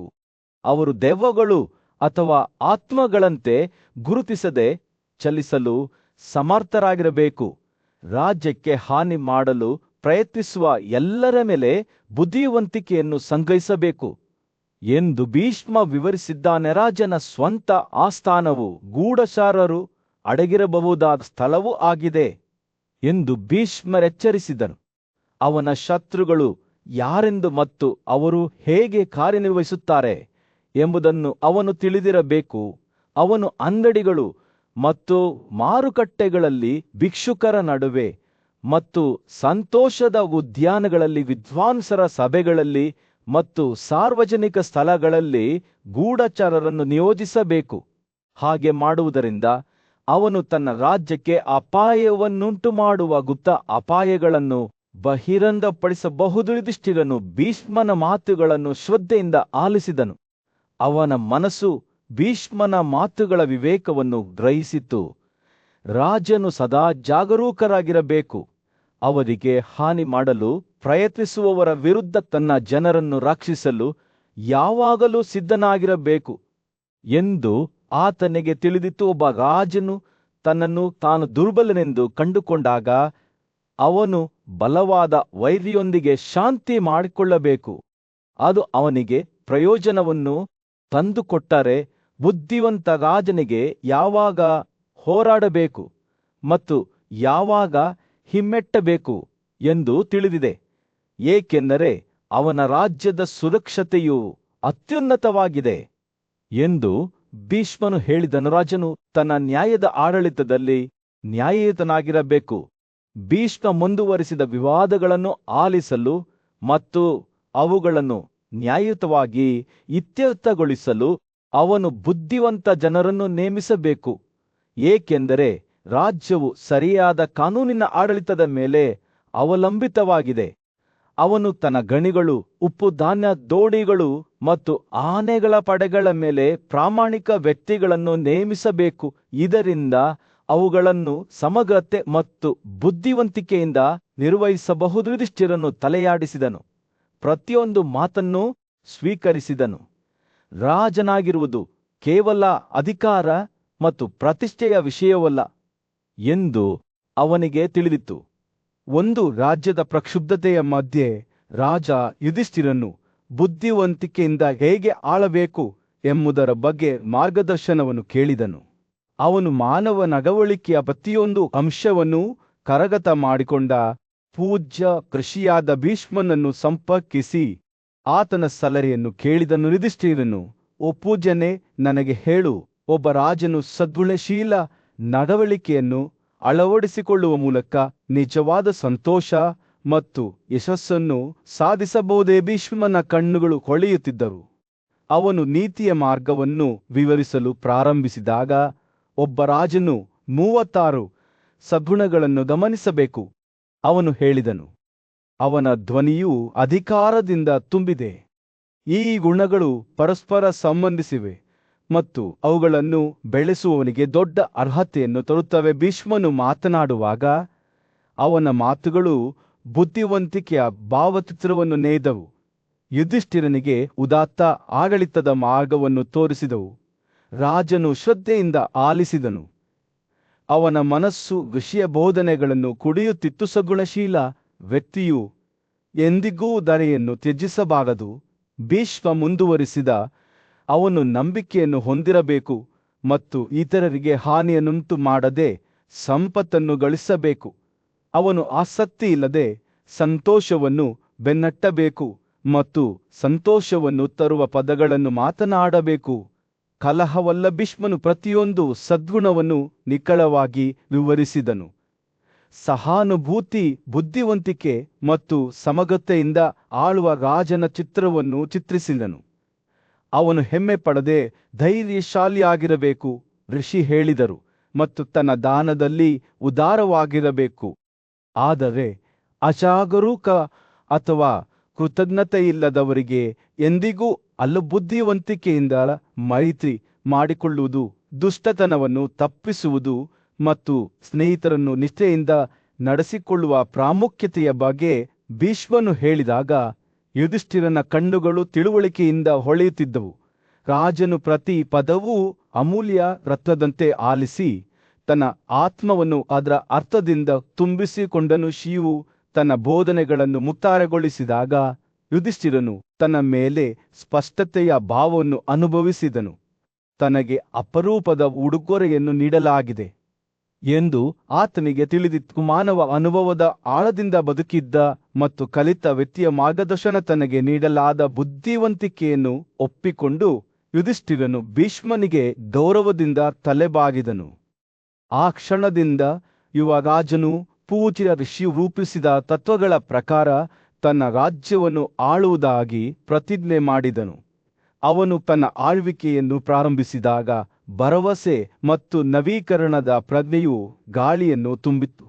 ಏಕೆಂದರೆ ಯುಧಿಷ್ಠಿರನು ತನ್ನ ಜನರಿಂದ ಪ್ರಿಯನಾದ ಮತ್ತು ದೇವರುಗಳಿಂದ ಆಶೀರ್ವದಿಸಲ್ಪಟ್ಟ ನ್ಯಾಯಯುತ ಮತ್ತು ಸಹಾನುಭೂತಿಯುಳ್ಳ ಆಡಳಿತಗಾರನಾಗಲು ಪ್ರಯತ್ನಿಸುತ್ತಾನೆ ಎಂಬುದು ಸ್ಪಷ್ಟವಾಗಿ ತ್ರಿಪವಿತ್ರ ಕ್ಷಣಕ್ಕೆ ಸಾಕ್ಷಿಯಾಗಿದ್ದ ವೈಶಂಪಾಯನನು ಯುಧಿಷ್ಠಿರನಿಗೆ ನೀಡಿದ ಬುದ್ಧಿವಂತಿಕೆಯ ಬಗ್ಗೆ ಯೋಚಿಸುವಾಗ ನಗುತ್ತಾ ಒಪ್ಪಿಕೊಂಡನು.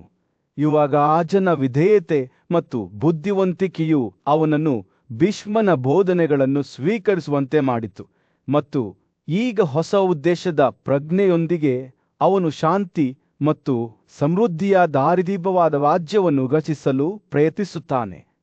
ದೊಡ್ಡ ಸಭೆಯ ಮಧ್ಯದಲ್ಲಿ ಬುದ್ಧಿವಂತ ರಾಜ ಯುಧಿಷ್ಠಿರನು ಪೂಜ್ಯ ಋಷಿಯಾದ ಭೀಷ್ಮನ ಸಲಹೆಯನ್ನು ಕೇಳಿದನು. ದುಃಖವನ್ನು ತಪ್ಪಿಸಲು ಮತ್ತು ಸದಾಚಾರಕ್ಕೆ ಬದ್ಧವಾಗಿರಲು ಆಳವಾದ ಹಂಬಲದಿಂದ ಅವನು ಕೇಳಿದನು. ಓ ಪೂಜ್ಯ ಅಜ್ಜ ನಾನು ದುಃಖಕ್ಕೆ ಒಳಗಾಗದೆ ನನ್ನ ಕರ್ತವ್ಯವನ್ನು ಪೂರೈಸಲು ನಾನು ರಾಜನಾಗಿ ನನ್ನ ಪ್ರಜೆಗಳನ್ನು ಹೇಗೆ ರಕ್ಷಿಸಬೇಕು ಅವನು ಮಾತನಾಡಲು ಪ್ರಾರಂಭಿಸಿದಾಗ ಭೀಷ್ಮನ ಕಣ್ಣುಗಳು ಬುದ್ಧಿವಂತಿಕೆಯಿಂದ ಹೊಳೆಯುತ್ತಿದ್ದವು. ನನ್ನ ಪ್ರಿಯ ಯುಧಿಷ್ಠಿರನೇ, ನಾನು ರಾಜನ ಶಾಶ್ವತ ಕರ್ತವ್ಯಗಳನ್ನು ಸಂಕ್ಷಿಪ್ತವಾಗಿ ವಿವರಿಸುತ್ತೇನೆ, ಏಕೆಂದರೆ ನಾನು ಅವುಗಳನ್ನು ಸಂಪೂರ್ಣವಾಗಿ ವಿವರಿಸಿದರೆ ನಾನು ಅವರ ಆಳವನ್ನು ಎಂದಿಗೂ ಕಳೆದುಕೊಳ್ಳುವುದಿಲ್ಲ ಎಂದು ನಾನು ಹೆದರುತ್ತೇನೆ. ಮುಂದುವರಿಯುವ ಮೊದಲು ತನ್ನ ಆಲೋಚನೆಗಳನ್ನು ಸಂಗ್ರಹಿಸುತ್ತಾ ಅವನು ವಿಳಂಬಗೊಳಿಸಿದನು. ತಮ್ಮ ಕರ್ತವ್ಯಗಳಿಗೆ ಬದ್ಧರಾಗಿರುವ ವಿದ್ವಾಂಸರಾಗಿರುವ ದೇವತೆಗಳನ್ನು ನಿಯಮಿತವಾಗಿ ಪೂಜಿಸುವ ಮತ್ತು ಉನ್ನತ ಪ್ರತಿಜ್ಞೆಗಳನ್ನು ಪಾಲಿಸುವ ಬ್ರಾಹ್ಮಣರನ್ನು ಪೂಜಿಸುವುದು ಇದು ಮೊದಲ ಹೆಜ್ಜೆ.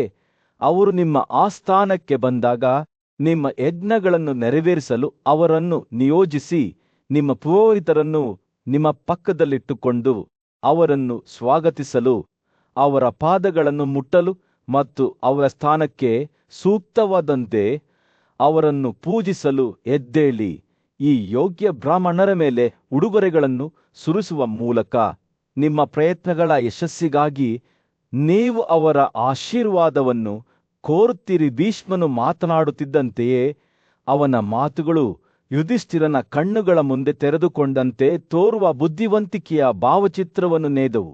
ಪ್ರಾಮಾಣಿಕತೆ, ಬುದ್ಧಿವಂತಿಕೆ ಮತ್ತು ಬುದ್ಧಿವಂತಿಕೆಯಿಂದ ಕೂಡಿದವೋ ಭಾರತ, ನೀನು ಸತ್ಯವನ್ನು ಅಳವಡಿಸಿಕೊಳ್ಳಬೇಕು ಮತ್ತು ಕಾಮ ಮತ್ತು ಕೋಪವನ್ನು ತಪ್ಪಿಸಬೇಕು. ನನ್ನ ಎಚ್ಚರಿಕೆಗೆ ಕಿವಿಗೊಡಿರಿ, ಏಕೆಂದರೆ ತನ್ನ ಭಾವೋದ್ರೇಕಗಳನ್ನು ನಿಗ್ರಹಿಸದೆ ಲಾಭವನ್ನು ಬೆನ್ನಟ್ಟುವ ಮೂಕರಾಜನು ಅಂತಿಮವಾಗಿ ಸದ್ಗುಣ ಮತ್ತು ಸಂಪತ್ತು ಎರಡನ್ನೂ ತ್ಯಾಗ ಮಾಡುತ್ತಾನೆ. ಸಂತೋಷ ಮತ್ತು ಲಾಭದ ವಿಷಯಗಳಲ್ಲಿ ದುರಾಸೆಯುಳ್ಳ ಮತ್ತು ಮೂರ್ಖರನ್ನು ನೇಮಿಸಿಕೊಳ್ಳದಂತೆ ಭೀಷ್ಮನ ಧ್ವನಿಯು ಎಚ್ಚರಿಕೆಯ ಧ್ವನಿಯನ್ನು ತೆಗೆದುಕೊಂಡಿತು. ಕಾಮ ಮತ್ತು ಕೋಪದಿಂದ ಕೂಡಿದ ಅವರು ನಿಮ್ಮ ಜನರ ಮೇಲೆ ಕೇವಲ ದುಃಖವನ್ನು ತರುವ ತಂತ್ರಗಳಿಂದ ದಬ್ಬಾಳಿಕೆ ನಡೆಸುತ್ತಾರೆ. ಆದರೆ ಓ ರಾಜನೇ, ನೀನು ಯಾವಾಗಲೂ ದುರಾಸೆಯಿಂದ ಮುಕ್ತರಾಗಿರುವ ಮತ್ತು ಬುದ್ಧಿವಂತಿಕೆ ಹೊಂದಿರುವವರೊಂದಿಗೆ ನಿಮ್ಮನ್ನು ಸುತ್ತುವರಿಯಬೇಕು. ಖುಷಿಯ ಮಾತುಗಳು ಮುಂದುವರಿದಂತೆ ಯುಧಿಷ್ಠಿರನು ಎಚ್ಚರಿಕೆಯಿಂದ ಆಲಿಸಿದನು. ಅವನ ಹೃದಯವು ವಯಸ್ಸಿನಲ್ಲಿ ಒಣಗಿದ ಪ್ರಯಾಣಿಕರಂತೆ ಬುದ್ಧಿವಂತಿಕೆಯಿಂದ ಕುಡಿಯುತ್ತಿತ್ತು. ಭೀಷ್ಮನು ಆಡಳಿತದ ಸಂಕೀರ್ಣತೆಗಳ ಮೂಲಕ ಅವನಿಗೆ ಮಾರ್ಗದರ್ಶನ ನೀಡುತ್ತಲೇ ಇದ್ದನು. ತನ್ನ ಖಜಾನೆಯನ್ನು, ಭೂಮಿಯ ಇಳುವರಿಯ 6ನೇ ಭಾಗವನ್ನು ಅಪ್ಪಾಗಿ, ದಂಡವಾಗಿ ಮತ್ತು ಅಪರಾಧಿಗಳ ಮೇಲೆ ವಿಧಿಸಿದ ಮುಟ್ಟುಗೋಲಾಗಿ ಮತ್ತು ವ್ಯಾಪಾರಿಗಳ ಮೇಲೆ ಮೋಸದಿಂದ ಹೇಗೆ ತುಂಬಬೇಕು ಎಂದು ಸಲಹೆ ನೀಡಿದನು. ಹಾದು ಹೋಗುವ ಪ್ರತಿ ಕ್ಷಣದಲ್ಲೂ ಯುಧಿಷ್ಠಿರನು ತನ್ನನ್ನು ತಾನು ತಿಳುವಳಿಕೆಯ ಕ್ಷೇತ್ರಕ್ಕೆ ಸೆಳೆಯುತ್ತಿದ್ದಾನೆ ಎಂದು ಭಾವಿಸಿದನು. ಅಲ್ಲಿ ಸದಾಚಾರದ ಮಾರ್ಗವು ಪ್ರಕಾಶಿಸಲ್ಪಟ್ಟಿದೆ. ಭೀಷ್ಮನ ಮಾತುಗಳು ಸಹಾನುಭೂತಿ, ಉದಾರತೆ ಮತ್ತು ಜಾಗರೂಕತೆಯಿಂದ ಆಯ್ದ ರಾಜನ ಒಂದು ಎದ್ದು ಕಾಣುವ ಚಿತ್ರಣವನ್ನು ಚಿತ್ರಿಸುತ್ತವೆ. ಅವನ ಜನರು ಅವನಿಗೆ ಆಳವಾಗಿ ಸಮರ್ಪಿತರಾಗಿದ್ದಾರೆ. ಅನ್ಯಾಯದಿಂದ ಅಥವಾ ದುರಾಸೆಯಿಂದ ವರ್ತಿಸುವ ಮೂಲಕ ನಿಮ್ಮ ಖಜಾನೆಯನ್ನು ತುಂಬಲು ಎಂದಿಗೂ ಬಯಸುವುದಿಲ್ಲ ಎಂದು ಅವರು ಎಚ್ಚರಿಸಿದರು. ಧರ್ಮಗ್ರಂಥಗಳಿಗೆ ಅನುಗುಣವಾಗಿ ವರ್ತಿಸದ ರಾಜನು ಸಂಪತ್ತು ಮತ್ತು ಧಾರ್ಮಿಕ ಅರ್ಹತೆಯನ್ನು ಗಳಿಸಲು ವಿಫಲವಾಗುತ್ತಾನೆ. ಸೂರ್ಯನು ಪ್ರಾರಂಭಿಸಿದ ಒಂದು ಬೃಹತ್ ಸಭೆಯ ಮಧ್ಯದಲ್ಲಿ ಪೂಜ್ಯ ಋಷಿಯಾದ ಭೀಷ್ಮನು ಬ್ರಾಹ್ಮಣ, ಕ್ಷತ್ರಿಯ, ವೈಶ್ಯ ಮತ್ತು ಶೂದ್ರ ಎಂಬ 4 ವರ್ಣಗಳ ನಡುವಿನ ಸಂಕೀರ್ಣವಾದ ಸಂಬಂಧದ ಬಗ್ಗೆ ಬೆಳಕು ಚೆಲ್ಲುವ ಪ್ರಾಚೀನ ಕಥೆಯನ್ನು ವಿವರಿಸಲು ಪ್ರಾರಂಭಿಸಿದನು. ಅವನು ಐಲನ ಮಗನಾದ ಪೂರವನ ಬಗ್ಗೆ ಮಾತನಾಡಿದನು. ಅವನು ಗಾಳಿಯ ದೇವತೆಯಾದ ಮಾತರೀಶ್ವನಿಂದ ಜ್ಞಾನವನ್ನು ಬಯಸಿದನು. ಪೂರವರು 4 ಪಂಥಗಳ ಮೂಲ ಮತ್ತು ಬ್ರಾಹ್ಮಣನು ಏಕೆ ಮುಂಚೂಣಿಯಲ್ಲಿ ನಿಂತಿದ್ದನೆಂದು ವಿಚಾರಿಸಿದರು. ಬ್ರಾಹ್ಮಣನು ಬ್ರಹ್ಮನ ಬಾಯಿಂದ ಜನಿಸಿದನು.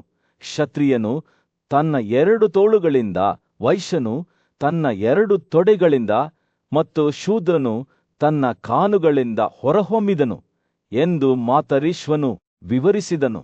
ಬ್ರಾಹ್ಮಣನ ಕರ್ತವ್ಯವು ವೇದಗಳು ಮತ್ತು ಇತರ ಪವಿತ್ರ ಗ್ರಂಥಗಳನ್ನು ಸಂರಕ್ಷಿಸುವುದಾಗಿತ್ತು. ಆದರೆ ಕ್ಷತ್ರಿಯನು ಭೂಮಿಯನ್ನು ಆಳಲು, ನ್ಯಾಯವನ್ನು ಚಲಾಯಿಸಲು ಮತ್ತು ಎಲ್ಲಾ ಜೀವಿಗಳನ್ನು ರಕ್ಷಿಸಲು ಸೃಷ್ಟಿಸಲ್ಪಟ್ಟ ನಂತರ ಪುರೂರವರು ಭೂಮಿಯನ್ನು ಹಕ್ಕು ಸ್ವಾಮ್ಯವಾಗಿ ಹೊಂದಿದ್ದ ಮಾತರೇಶ್ವರನನ್ನುವ ಬ್ರಾಹ್ಮಣ ಅಥವಾ ಕ್ಷತ್ರಿಯ ಎಂದು ಕೇಳಿದರು.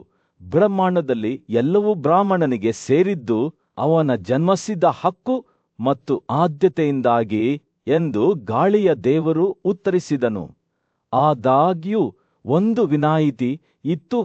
ಸಂಕಷ್ಟದ ಸಮಯದಲ್ಲಿ ಒಬ್ಬ ರಾಜನು ಅರ್ಹತೆಯನ್ನು ಗಳಿಸಲು ಮತ್ತು ಸ್ವರ್ಗದಲ್ಲಿ ಸ್ಥಾನ ಪಡೆಯಲು ಪ್ರಯತ್ನಿಸಿದಾಗ ಅವನು ವಶಪಡಿಸಿಕೊಂಡ ಎಲ್ಲಾ ಭೂಮಿಯನ್ನು ವಿದ್ವಾಂಸ ಮತ್ತು ಸದ್ಗುಣಶೀಲ ಬ್ರಾಹ್ಮಣನಿಗೆ ನೀಡಬೇಕು. ಆಧ್ಯಾತ್ಮಿಕ ಮತ್ತು ಲೌಕಿಕ ಶಕ್ತಿಯ ನಡುವಿನ ಸಂಕೀರ್ಣ ಸಮತೋಲನವನ್ನು ಅರಿತ ಬುದ್ಧಿವಂತ ರಾಜನು ವೇದಗಳು ಮತ್ತು ಇತರ ಧರ್ಮಗ್ರಂಥಗಳನ್ನು ಚೆನ್ನಾಗಿ ತಿಳಿದಿರುವ ಒಬ್ಬ ಪುರೋಹಿತನನ್ನು ನೇಮಿಸಬೇಕು ಎಂದು ಹೇಳುವ ಮೂಲಕ ಭೀಷ್ಮನು ತನ್ನ ಕಥೆಯನ್ನು ಮುಂದುವರೆಸಿದನು. ರಾಜ ಮತ್ತು ಅವನ ಪುರೋಹಿತರ ನಡುವಿನ ಈ ಸಾಮರಸ್ಯದ ಸಂಬಂಧವು ಪ್ರಜೆಗಳು ಮತ್ತು ದೇವತೆಗಳಿಬ್ಬರಿಗೂ ಸಮೃದ್ಧಿಯನ್ನು ತರುತ್ತದೆ. ನಂತರ ಸಭೆಯು ಐಲನ ಮಗ ಮತ್ತು ಕಶ್ಯಪನ ಬಗ್ಗೆ ಮತ್ತೊಂದು ಪ್ರಾಚೀನ ಕಥೆಯನ್ನು ಕೇಳಿತು. ಐಲನು ಕಶ್ಯಪನನ್ನು ಕೇಳಿದನು. ಬ್ರಾಹ್ಮಣನು ಕ್ಷತ್ರಿಯನನ್ನು ತೊರೆದಾಗ ಅಥವಾ ಅದರ ವಿರುದ್ಧವಾಗಿ ಯಾರನ್ನು ಶ್ರೇಷ್ಠರೆಂದು ಪರಿಗಣಿಸಬೇಕು.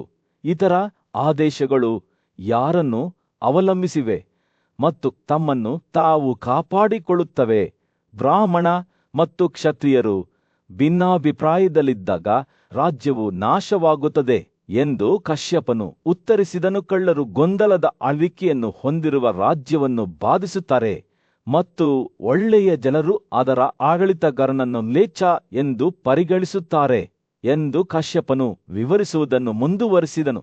ಎತ್ತುಗಳು ಬೇಯುವುದಿಲ್ಲ, ಮಕ್ಕಳು ವೇದಗಳನ್ನು ಅಧ್ಯಯನ ಮಾಡುವುದಿಲ್ಲ ಮತ್ತು ಅಂತಹ ಸ್ಥಳದಲ್ಲಿ ಯಾವುದೇ ತ್ಯಾಗವನ್ನು ಮಾಡಲಾಗುವುದಿಲ್ಲ.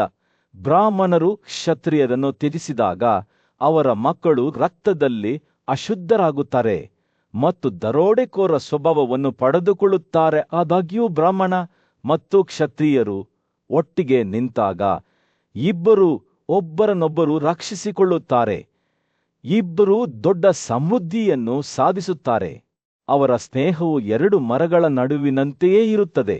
ಒಬ್ಬರು ಇನ್ನೊಬ್ಬರನ್ನು ರಕ್ಷಿಸಿದಾಗ ಅವರು ಒಟ್ಟಾಗಿ ಬಲಗೊಳ್ಳುತ್ತಾರೆ.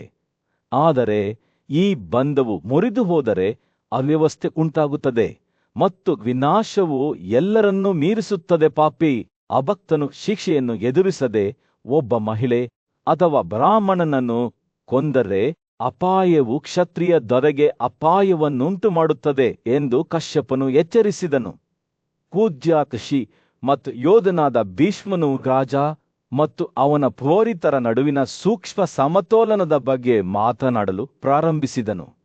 ಒಂದು ರಾಜ್ಯದ ಸಮೃದ್ಧಿಯು ಅದರ ಆಡಳಿತಗಾರನ ಮೇಲೆ ಅವಲಂಬಿತವಾಗಿರುವಂತೆಯೇ ಆಡಳಿತಗಾರನ ಯಶಸ್ಸು ಅವನ ಆಧ್ಯಾತ್ಮಿಕ ಸಲಹೆಗಾರರ ಮಾರ್ಗದರ್ಶನದ ಮೇಲೆ ಅವಲಂಬಿತವಾಗಿದೆ ಎಂದು ಅವನು ಹೇಳಿದನು. ಬ್ರಾಹ್ಮಣನ ಬುದ್ಧಿವಂತಿಕೆಯಿಂದ ಅದರ ಪ್ರಜೆಗಳ ಅದೃಶ್ಯ ಭಯಗಳು ಶಮನಗೊಳ್ಳುವ ಮತ್ತು ಗೋಚರ ಬೆದರಿಕೆಗಳನ್ನು ರಾಜನ ಶೌರ್ಯದಿಂದ ಸೋಲಿಸುವ ರಾಜ್ಯದಲ್ಲಿ ನಿಜವಾದ ಸಂತೋಷವು ಆಳ್ವಿಕೆ ನಡೆಸುತ್ತದೆ. ಈ ಅಂಶವನ್ನು ವಿವರಿಸಲು ಭೀಷ್ಮನು ತನ್ನ ಸಮರಪರಾಕ್ರಮದಿಂದ ಇಡೀ ಭೂಮಿಯನ್ನು ವಶಪಡಿಸಿಕೊಂಡ ರಾಜ ಮುಷುಕುಂದನ ಬಗ್ಗೆ ಒಂದು ಪ್ರಾಚೀನ ಕಥೆಯನ್ನು ಹೇಳಿದನು. ತನ್ನ ಶಕ್ತಿಯನ್ನು ಮತ್ತಷ್ಟು ಪರೀಕ್ಷಿಸಲು ರಾಜನು ಸಂಪತ್ತಿನ ಒಡೆಯನಾದ ವೈಶ್ರವನ ಸಾಮ್ರಾಜ್ಯವಾದ ಅಲಾಕಕ್ಕೆ ಪ್ರಯಾಣಿಸಿದನು. ಆದಾಗ್ಯೂ ವೈಶ್ರವನನ ಶಕ್ತಿಗೆ ಶರಣಾಗುವ ಬದಲು ಮುಚುಕುಂದನು ಒಂದು ಸವಾಲನ್ನು ಎದುರಿಸಿದನು. ರಾಜನ ಮೇಲೆ ದಾಳಿ ಮಾಡಲು ಭಗವಂತನು ರಾಕ್ಷಸರ ಸೈನ್ಯವನ್ನು ಸೃಷ್ಟಿಸಿದನು. ಮುಚುಕುಂದನ ಪಡೆಗಳು ಹತವಾಗುತ್ತಿದ್ದಾಗ ಅವರನ್ನು ರಕ್ಷಿಸದಿದ್ದಕ್ಕಾಗಿ ಅವನು ತನ್ನ ಬುದ್ಧಿವಂತ ಪುರೋಹಿತ ವಶಿಷ್ಠನನ್ನು ಗದರಿಸಲು ಪ್ರಾರಂಭಿಸಿದನು.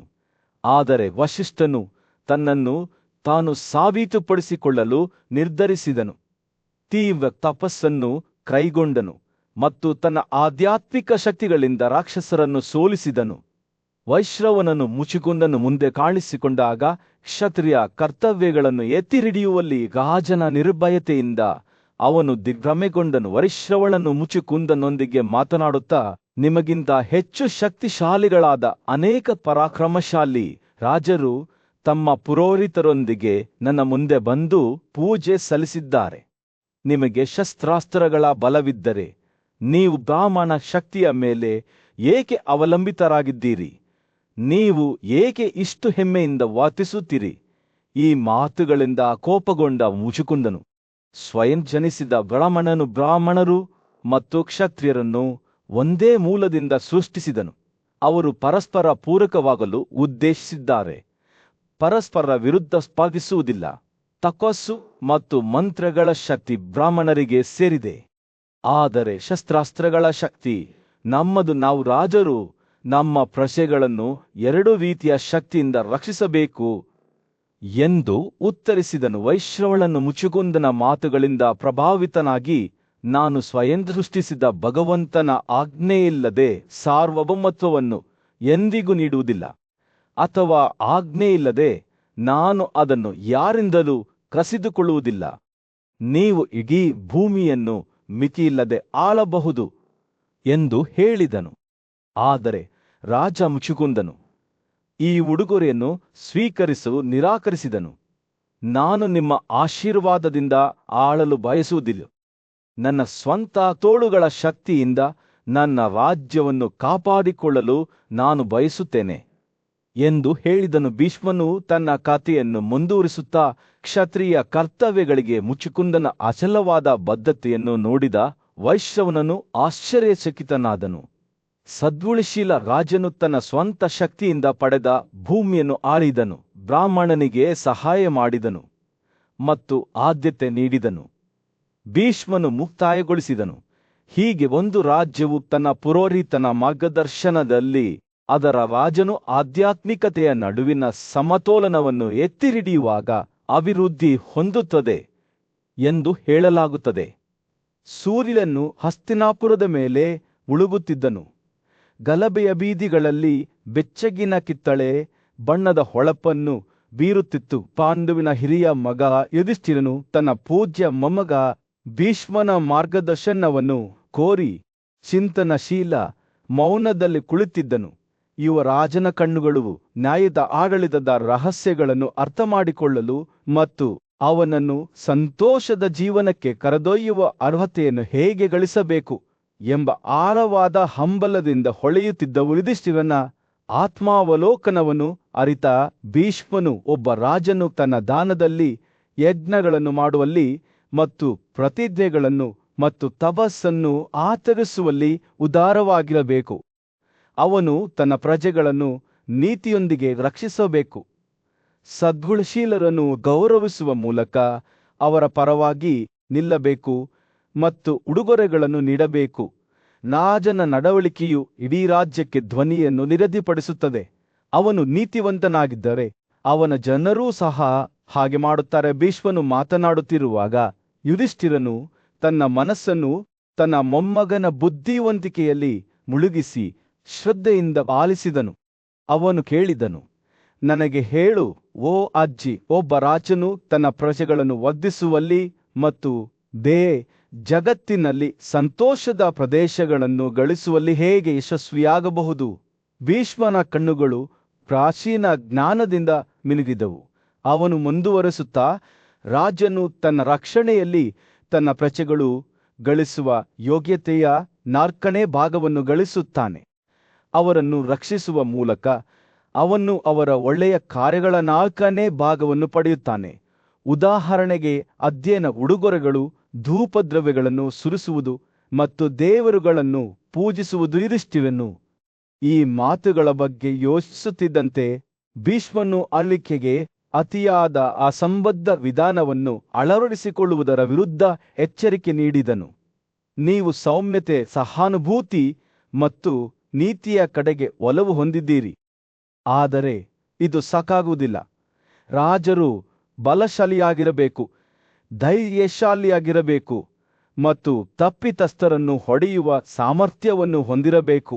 ನಿಮ್ಮ ಹೃದಯವು ಸದ್ಗುಣಶೀಲವಾಗಿದೆ, ಆದರೆ ನಿಮ್ಮ ಪ್ರಜೆಗಳನ್ನು ರಕ್ಷಿಸುವ ಶಕ್ತಿಯನ್ನೂ ಸಹ ನೀವು ಹೊಂದಿರಬೇಕು. ಯುಧಿಷ್ಠಿರನು ಭೀಷ್ಮನ ಮಾತುಗಳನ್ನು ಪರಿಗಣಿಸುವಾಗ ಅವನ ಮುಖವು ದುಃಖದಿಂದ ತಿರುಗಿತು. ಅವನು ಒಪ್ಪಿಕೊಂಡನು, ನಾನು ಸಾರ್ವಭೌಮತ್ವವನ್ನು ತನ್ನದೇ ಆದ ಕಾರಣಕ್ಕಾಗಿ ಬಯಸುವುದಿಲ್ಲ, ಆದರೆ ಅದರ ಮೂಲಕ ಅರ್ಹತೆಯನ್ನು ಪಡೆಯಲು ಬಯಸುತ್ತೇನೆ. ಭೀಷ್ಮನು ಗೊತ್ತಿದ್ದು ನಗುತ್ತಾರ, ನೀವು ರಕ್ಷಣೆ ಉಡುಗೊರೆಗಳು, ಅಧ್ಯಯನ ತ್ಯಾಗ ಮತ್ತು ಸದಾಚಾರದ ಕಾರ್ಯಗಳನ್ನು ಮಾಡಲು ಜನಿಸಿದ್ದೀರಿ. ಇವು ನಿಮಗೆ ಈ ಜೀವನದಲ್ಲಿ ಸಮೃದ್ಧಿಯನ್ನು ಮತ್ತು ಮುಂದಿನ ಜೀವನದಲ್ಲಿ ಸಂತೋಷವನ್ನು ತರುವ ಕರ್ತವ್ಯಗಳಾಗಿವೆ ಎಂದು ಹೇಳಿದನು. ಸಂಭಾಷಣೆಯು ಮುಕ್ತಾಯಗೊಳ್ಳುತ್ತಿದ್ದಂತೆ ಯುಧಿಷ್ಠಿರನು ಮತ್ತೊಮ್ಮೆ ಸ್ವರ್ಗಕ್ಕೆ ಅನುಕೂಲಕರವಾದ ಕಾರ್ಯಗಳು ಯಾವುವು, ಅವುಗಳಿಂದ ಉಂಟಾಗುವ ದೊಡ್ಡ ಸಂತೋಷದ ಸ್ವರೂಪವೇನು ಎಂದು ಕೇಳಿದನು. ಭೀಷ್ಮನ ಧ್ವನಿಯು ಆಳವಾದ ಬುದ್ಧಿವಂತಿಕೆಯ ಧ್ವನಿಯನ್ನು ತೆಗೆದುಕೊಂಡಿತು. ಒಂದು ಕ್ಷಣವೂ ಭಯದಿಂದ ಬಳಲುತ್ತಿರುವ ವ್ಯಕ್ತಿಗೆ ಪರಿಹಾರವನ್ನು ನೀಡುವವನು ಸ್ವರ್ಗಕ್ಕೆ ಯೋಗ್ಯನಾಗಿದ್ದಾನೆ. ಓ ಯುಧಿಷ್ಠಿರನೇ, ನಿಮ್ಮ ಆಳ್ವಿಕೆಯಲ್ಲಿ ಹರ್ಷಚಿತ್ತದಿಂದಿರಿ. ಒಳ್ಳೆಯದನ್ನು ರಕ್ಷಿಸುವ ಮೂಲಕ ಮತ್ತು ದುಷ್ಟರನ್ನು ಕೊಲ್ಲುವ ಮೂಲಕ ಸ್ವರ್ಗವನ್ನು ಪಡೆದುಕೊಳ್ಳಿ.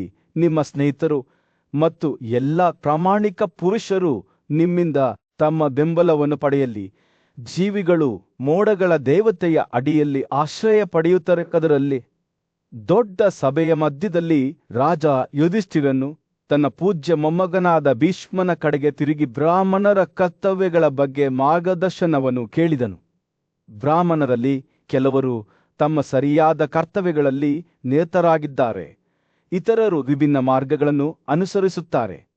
ಈ ಎರಡು ವರ್ಗಗಳ ನಡುವಿನ ವ್ಯತ್ಯಾಸವೇನು ಅವನು ವಿವರಿಸಲು ಪ್ರಾರಂಭಿಸಿದಾಗ ಭೀಷ್ಮನ ಕಣ್ಣುಗಳು ಹೊಳೆಯುತ್ತಿದ್ದವು.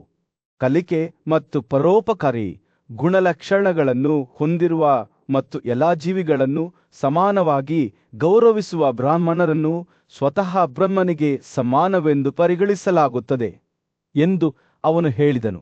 ಅವನ ಧ್ವನಿಯು ಗೌರವದ ಧ್ವನಿಯನ್ನು ಪಡೆದುಕೊಂಡಿತು. ವೇದಗಳು, ಯಜ್ಞಗಳು ಮತ್ತು ಸಮನಗಳಲ್ಲಿ ಚೆನ್ನಾಗಿ ಪರಿಣಿತರಾಗಿರುವವರು ಮತ್ತು ತಮ್ಮ ಕ್ರಮದ ಆಚರಣೆಗಳಲ್ಲಿ ತಮ್ಮನ್ನು ತಾವು ಸಮರ್ಪಿಸಿಕೊಂಡವರು. ಓ ರಾಜನೇ, ದೇವರುಗಳಿಗೆ ಸಮಾನರು. ಭೀಷ್ಮನು ಮಾತನಾಡುತ್ತಿದ್ದಂತೆಯೇ ಅವನ ನೋಟವು ವಿವಿಧ ಜಾತಿಗಳ ಮಾನಸಿಕ ನಕ್ಷೆಯನ್ನು ಚಿತ್ರಿಸಿದಂತೆ ಸಭೆಯಾದ್ಯಂತ ಹರಡಿತು. ಆದರೆ ಅವರಲ್ಲಿ ಹುಟ್ಟದೇ ಇರುವವರು ಇದ್ದಾರೆ. ಅವರು ಹೇಳಿದರು, ಅವರ ಧ್ವನಿಯು ದುಃಖದ ಸೂಚನೆಯಿಂದ ಕೂಡಿತು. ಅವರು ತಮ್ಮ ಆದೇಶದ ಕರ್ತವ್ಯಗಳಿಗೆ ಬದ್ಧ ಆಗಿಲ್ಲ ಮತ್ತು ದುಷ್ಟ ಪದ್ಧತಿಗಳಿಗೆ ಬಲಿಯಾಗಿದ್ದಾರೆ. ಈ ಬ್ರಾಹ್ಮಣರು ಶೂದ್ರರಂದೇ. ಅವರು ನಮ್ಮ ಕ್ರಮವನ್ನು ವ್ಯಾಖ್ಯಾನಿಸುವ ಪರಿಶರಣೆ ಮತ್ತು ಉದಾತ್ತತೆಯ ಕೊರತೆಯನ್ನು ಹೊಂದಿದ್ದಾರೆ ಎಂದು ಅವರು ಸೇರಿಸಿದಾಗ ಅವರ ಕಣ್ಣುಗಳು ಒಂದು ಕ್ಷಣ ಮಸುಕಾದವು. ಯುಧಿಷ್ಠಿರನು ಭೀಷ್ಮನ ಮಾತುಗಳನ್ನು ಶ್ರದ್ಧೆಯಿಂದ ಆಲಿಸಿದನು. ಆತನ ಮನಸ್ಸು ಭೀಷ್ಮನ ಮಾತುಗಳ ಸಂಕೀರ್ಣತೆಗಳೊಂದಿಗೆ ಬೆಸೆದುಕೊಂಡಿತು. ತನ್ನ ಜನರನ್ನು ರಕ್ಷಿಸುವುದು ಮಾತ್ರವಲ್ಲದೆ ಸಾಮಾಜಿಕ ಶ್ರೇಣಿಯನ್ನು ಎತ್ತಿ ಹಿಡಿಯುವುದು ರಾಜನ ಕರ್ತವ್ಯವೆಂದು ಆತನಿಗೆ ತಿಳಿದಿತ್ತು. ಆತ ಕೇಳಿದ, ನಾನು ಈ ಬ್ರಾಹ್ಮಣರ ನಡುವೆ ಹೇಗೆ ವ್ಯತ್ಯಾಸವನ್ನು ಗುರುತಿಸಬೇಕು? ನಾನು ಬ್ರಹ್ಮನಿಗೆ ಸಮನಾಗಿ ಯಾರನ್ನು ಪರಿಗಣಿಸಬೇಕು? ಭೀಷ್ಮನ ಅಭಿವ್ಯಕ್ತಿ ಬುದ್ಧಿವಂತಿಕೆಯಿಂದ ತಿರುಗಿತು. ಆತ ಉತ್ತರಿಸಿದ, ನಿಮ್ಮಂತಹ ಸದ್ಗುಣಶೀಲ ರಾಜನು ವೈದಿಕ ಸಿದ್ಧಾಂತವನ್ನು ಹೊಂದಿರದವರನ್ನು ಗುರುತಿಸಬೇಕು ಮತ್ತು ಪೂಜಿಸಲು ಬೆಂಕಿಯಿಲ್ಲ. ಈ ವ್ಯಕ್ತಿಗಳು ಪರಿಹಾರವಿಲ್ಲದೆ ಸಾರ್ವಜನಿಕ ಸೇವೆಗೆ ಪ್ರಭಾವಿತರಾಗಬಹುದು. ಸಂಭಾಷಣೆಯು ತೆರೆದುಕೊಳ್ಳುತ್ತಿದ್ದಂತೆ ಭೀಷ್ಮರು ಸಮಾಜದಲ್ಲಿ ತಮ್ಮದೇ ಆದ ಪಾತ್ರವನ್ನು ಹೊಂದಿರುವ ವಿವಿಧ ಬ್ರಾಹ್ಮಣರ ಎದ್ದು ಕಾಣುವ ಚಿತ್ರಣವನ್ನು ಚಿತ್ರಿಸಿದನು. ಶುಲ್ಕಕ್ಕಾಗಿ ತ್ಯಾಗ ಮಾಡುವವರು, ಹಳ್ಳಿಯ ಪರವಾಗಿ ಕರ್ತವ್ಯಗಳನ್ನು ನಿರ್ವಹಿಸುವವರು ಮತ್ತು ಸಮುದ್ರದಾದ್ಯಂತ ಪ್ರಯಾಣ ಮಾಡುವವರು, ಇವರೆಲ್ಲರನ್ನೂ ಬ್ರಾಹ್ಮಣರಲ್ಲಿ ಚಂಡಾಲರು ಎಂದು ಪರಿಗಣಿಸಲಾಗುತ್ತಿತ್ತು. ಆದರೆ ಭೀಷ್ಮನು ಅಧಿಕಾರದ ಸ್ಥಾನಗಳಿಗೆ ಏರಿದವರ ಬಗ್ಗೆಯೂ ಮಾತನಾಡಿದರು. ಮತ್ರಿಕರು, ಪುರೋಹಿತರು, ಸಲಹೆಗಾರರು, ರಾಯಭಾರಿಗಳು ಮತ್ತು ಸಂದೇಶವಾಹಕರು, ಅವರು ಕ್ಷತ್ರಿಯರಿಗೆ ಸಮಾನರಾದ ಯುಧಿಷ್ಠಿರನು ಭೀಷ್ಮನ ಮಾತುಗಳ ಸೂಕ್ಷ್ಮ ವ್ಯತ್ಯಾಸಗಳನ್ನು ಗ್ರಹಿಸಿದಾಗ ಅವನ ಕಣ್ಣುಗಳು ಅಗಲವಾದವು. ರಾಜನ ಖಜಾನೆಯು ಅಪರಿಮಿತವಲ್ಲ ಎಂದು ಅವನಿಗೆ ತಿಳಿದಿತು. ಆದರೆ ಕೆಲವು ಬ್ರಾಹ್ಮಣರು ವಿಶೇಷ ಪರಿಗಣನೆಗೆ ಅರ್ಹರಾಗಿದ್ದಾರೆ ಎಂದು ಸಹ ಅವನು ಅರ್ಥಮಾಡಿಕೊಂಡನು. ಅಜ್ಜಿ ಅವನು ಕೇಳಿದನು, ತಮ್ಮ ನ್ಯಾಯಸಮ್ಮತವಾದ ಕರ್ತವ್ಯಗಳಿಂದ ದೂರವಾದವರನ್ನು ನಾನು ಹೇಗೆ ನಿರ್ಧರಿಸಬೇಕು? ಭೀಷ್ಮನ ಅಭಿವ್ಯಕ್ತಿ ಕಠಿಣವಾಯಿತು. ಅವನು ಉತ್ತರಿಸಿದನು, ಒಬ್ಬ ರಾಜನು ಇರಬೇಕು. ಪ್ರಶಾಂತವಾದ ಕಾಡಿನ ಮಧ್ಯದಲ್ಲಿ ರಾಜ ಯುಧಿಷ್ಠಿರನು ಆಳವಾದ ಚಿಂತನೆಯಲ್ಲಿ ಕುಳಿತು ಬುದ್ಧಿವಂತ ಭೀಷ್ಮನ ಮಾರ್ಗದರ್ಶನವನ್ನು ಕೇಳಿದನು. ರಾಜನ ಕಣ್ಣುಗಳು ಕುತೂಹಲದಿಂದ ಹೊಳೆಯುತ್ತಿದ್ದವು. ಅಜ್ಜಿ, ಯಾರ ಸಂಪತ್ತನ್ನು ರಾಜನು ಒಡೆಯನೆಂದು ಪರಿಗಣಿಸುತ್ತಾನೆ ಮತ್ತು ರಾಜನು ಯಾವ ನಡವಳಿಕೆಯನ್ನು ಅನುಸರಿಸಬೇಕು? ಭೀಷ್ಮನು ತನ್ನ ಚುಚ್ಚುವ ನೋಟ ಮತ್ತು ಸೌಮ್ಯ ಧ್ವನಿಯಲ್ಲಿ ಉತ್ತರಿಸಿದನು, ತಮ್ಮ ಕರ್ತವ್ಯಗಳನ್ನು ನಿರ್ವಹಿಸುವ ಬ್ರಾಹ್ಮಣರಿಗೆ ಸೇರಿದ ಎಲ್ಲಾ ಸಂಪತ್ತನ್ನು ಹೊರತುಪಡಿಸಿ ರಾಜನು ಎಲ್ಲಾ ಸಂಪತ್ತಿನ ಒಡೆಯನಾಗಿದ್ದಾನೆ ಎಂದು ವೇದಗಳು ಘೋಷಿಸುತ್ತವೆ. ತಮ್ಮ ಜವಾಬ್ದಾರಿಗಳನ್ನು ನಿರ್ಲಕ್ಷಿಸುವ ಬ್ರಾಹ್ಮಣರನ್ನು ರಾಜನು ಬಿಡಬಾರದು ಎಂದು ನೀತಿವಂತರು ಹೇಳುತ್ತಾರೆ. ಭೀಷ್ಮನು ಮಾತನಾಡುತ್ತಿದ್ದಂತೆ ಆತನ ಮಾತುಗಳಲ್ಲಿ ಒಂದು ಕತೆ ಹೊರಹೊಮ್ಮಿತು. ಆತನು ನ್ಯಾಯಯುತ ಮತ್ತು ಸದ್ಗುಣಶೀಲ ರಾಜನಾದ ಕೈಕೇಯರ ರಾಜನ ಬಗ್ಗೆ ಹೇಳಿದನು. ಆತ ಪ್ರಕೃತಿಯೊಂದಿಗೆ ಸಾಮರಸ್ಯದಿಂದ ವಾಸಿಸುತ್ತಿದ್ದನು ಮತ್ತು ಬ್ರಾಹ್ಮಣರ ಪವಿತ್ರ ಕ್ರಮವನ್ನು ಗೌರವಿಸುತ್ತಿದ್ದನು. ಒಂದು ದಿನ ಕಾಡಿನಲ್ಲಿ ವಾಸಿಸುತ್ತಿದ್ದಾಗ ಅವನನ್ನು ರಾಕ್ಷಸನು ಬಲವಂತವಾಗಿ ಕರೆದೊಯ್ದನು. ಈ ಭಯಾನಕ ಜೀವಿಗೆ ರಾಜನ ಮಾತುಗಳು ನೆನಪಿನಲ್ಲಿ ಕೆತ್ತಲಾಗಿದೆ. ನನ್ನ ಪ್ರಾಂತ್ಯಗಳಲ್ಲಿ ಕಳ್ಳನೂ ಇಲ್ಲ, ದುಷ್ಟ ನಡವಳಿಕೆಯ ವ್ಯಕ್ತಿಯೂ ಇಲ್ಲ.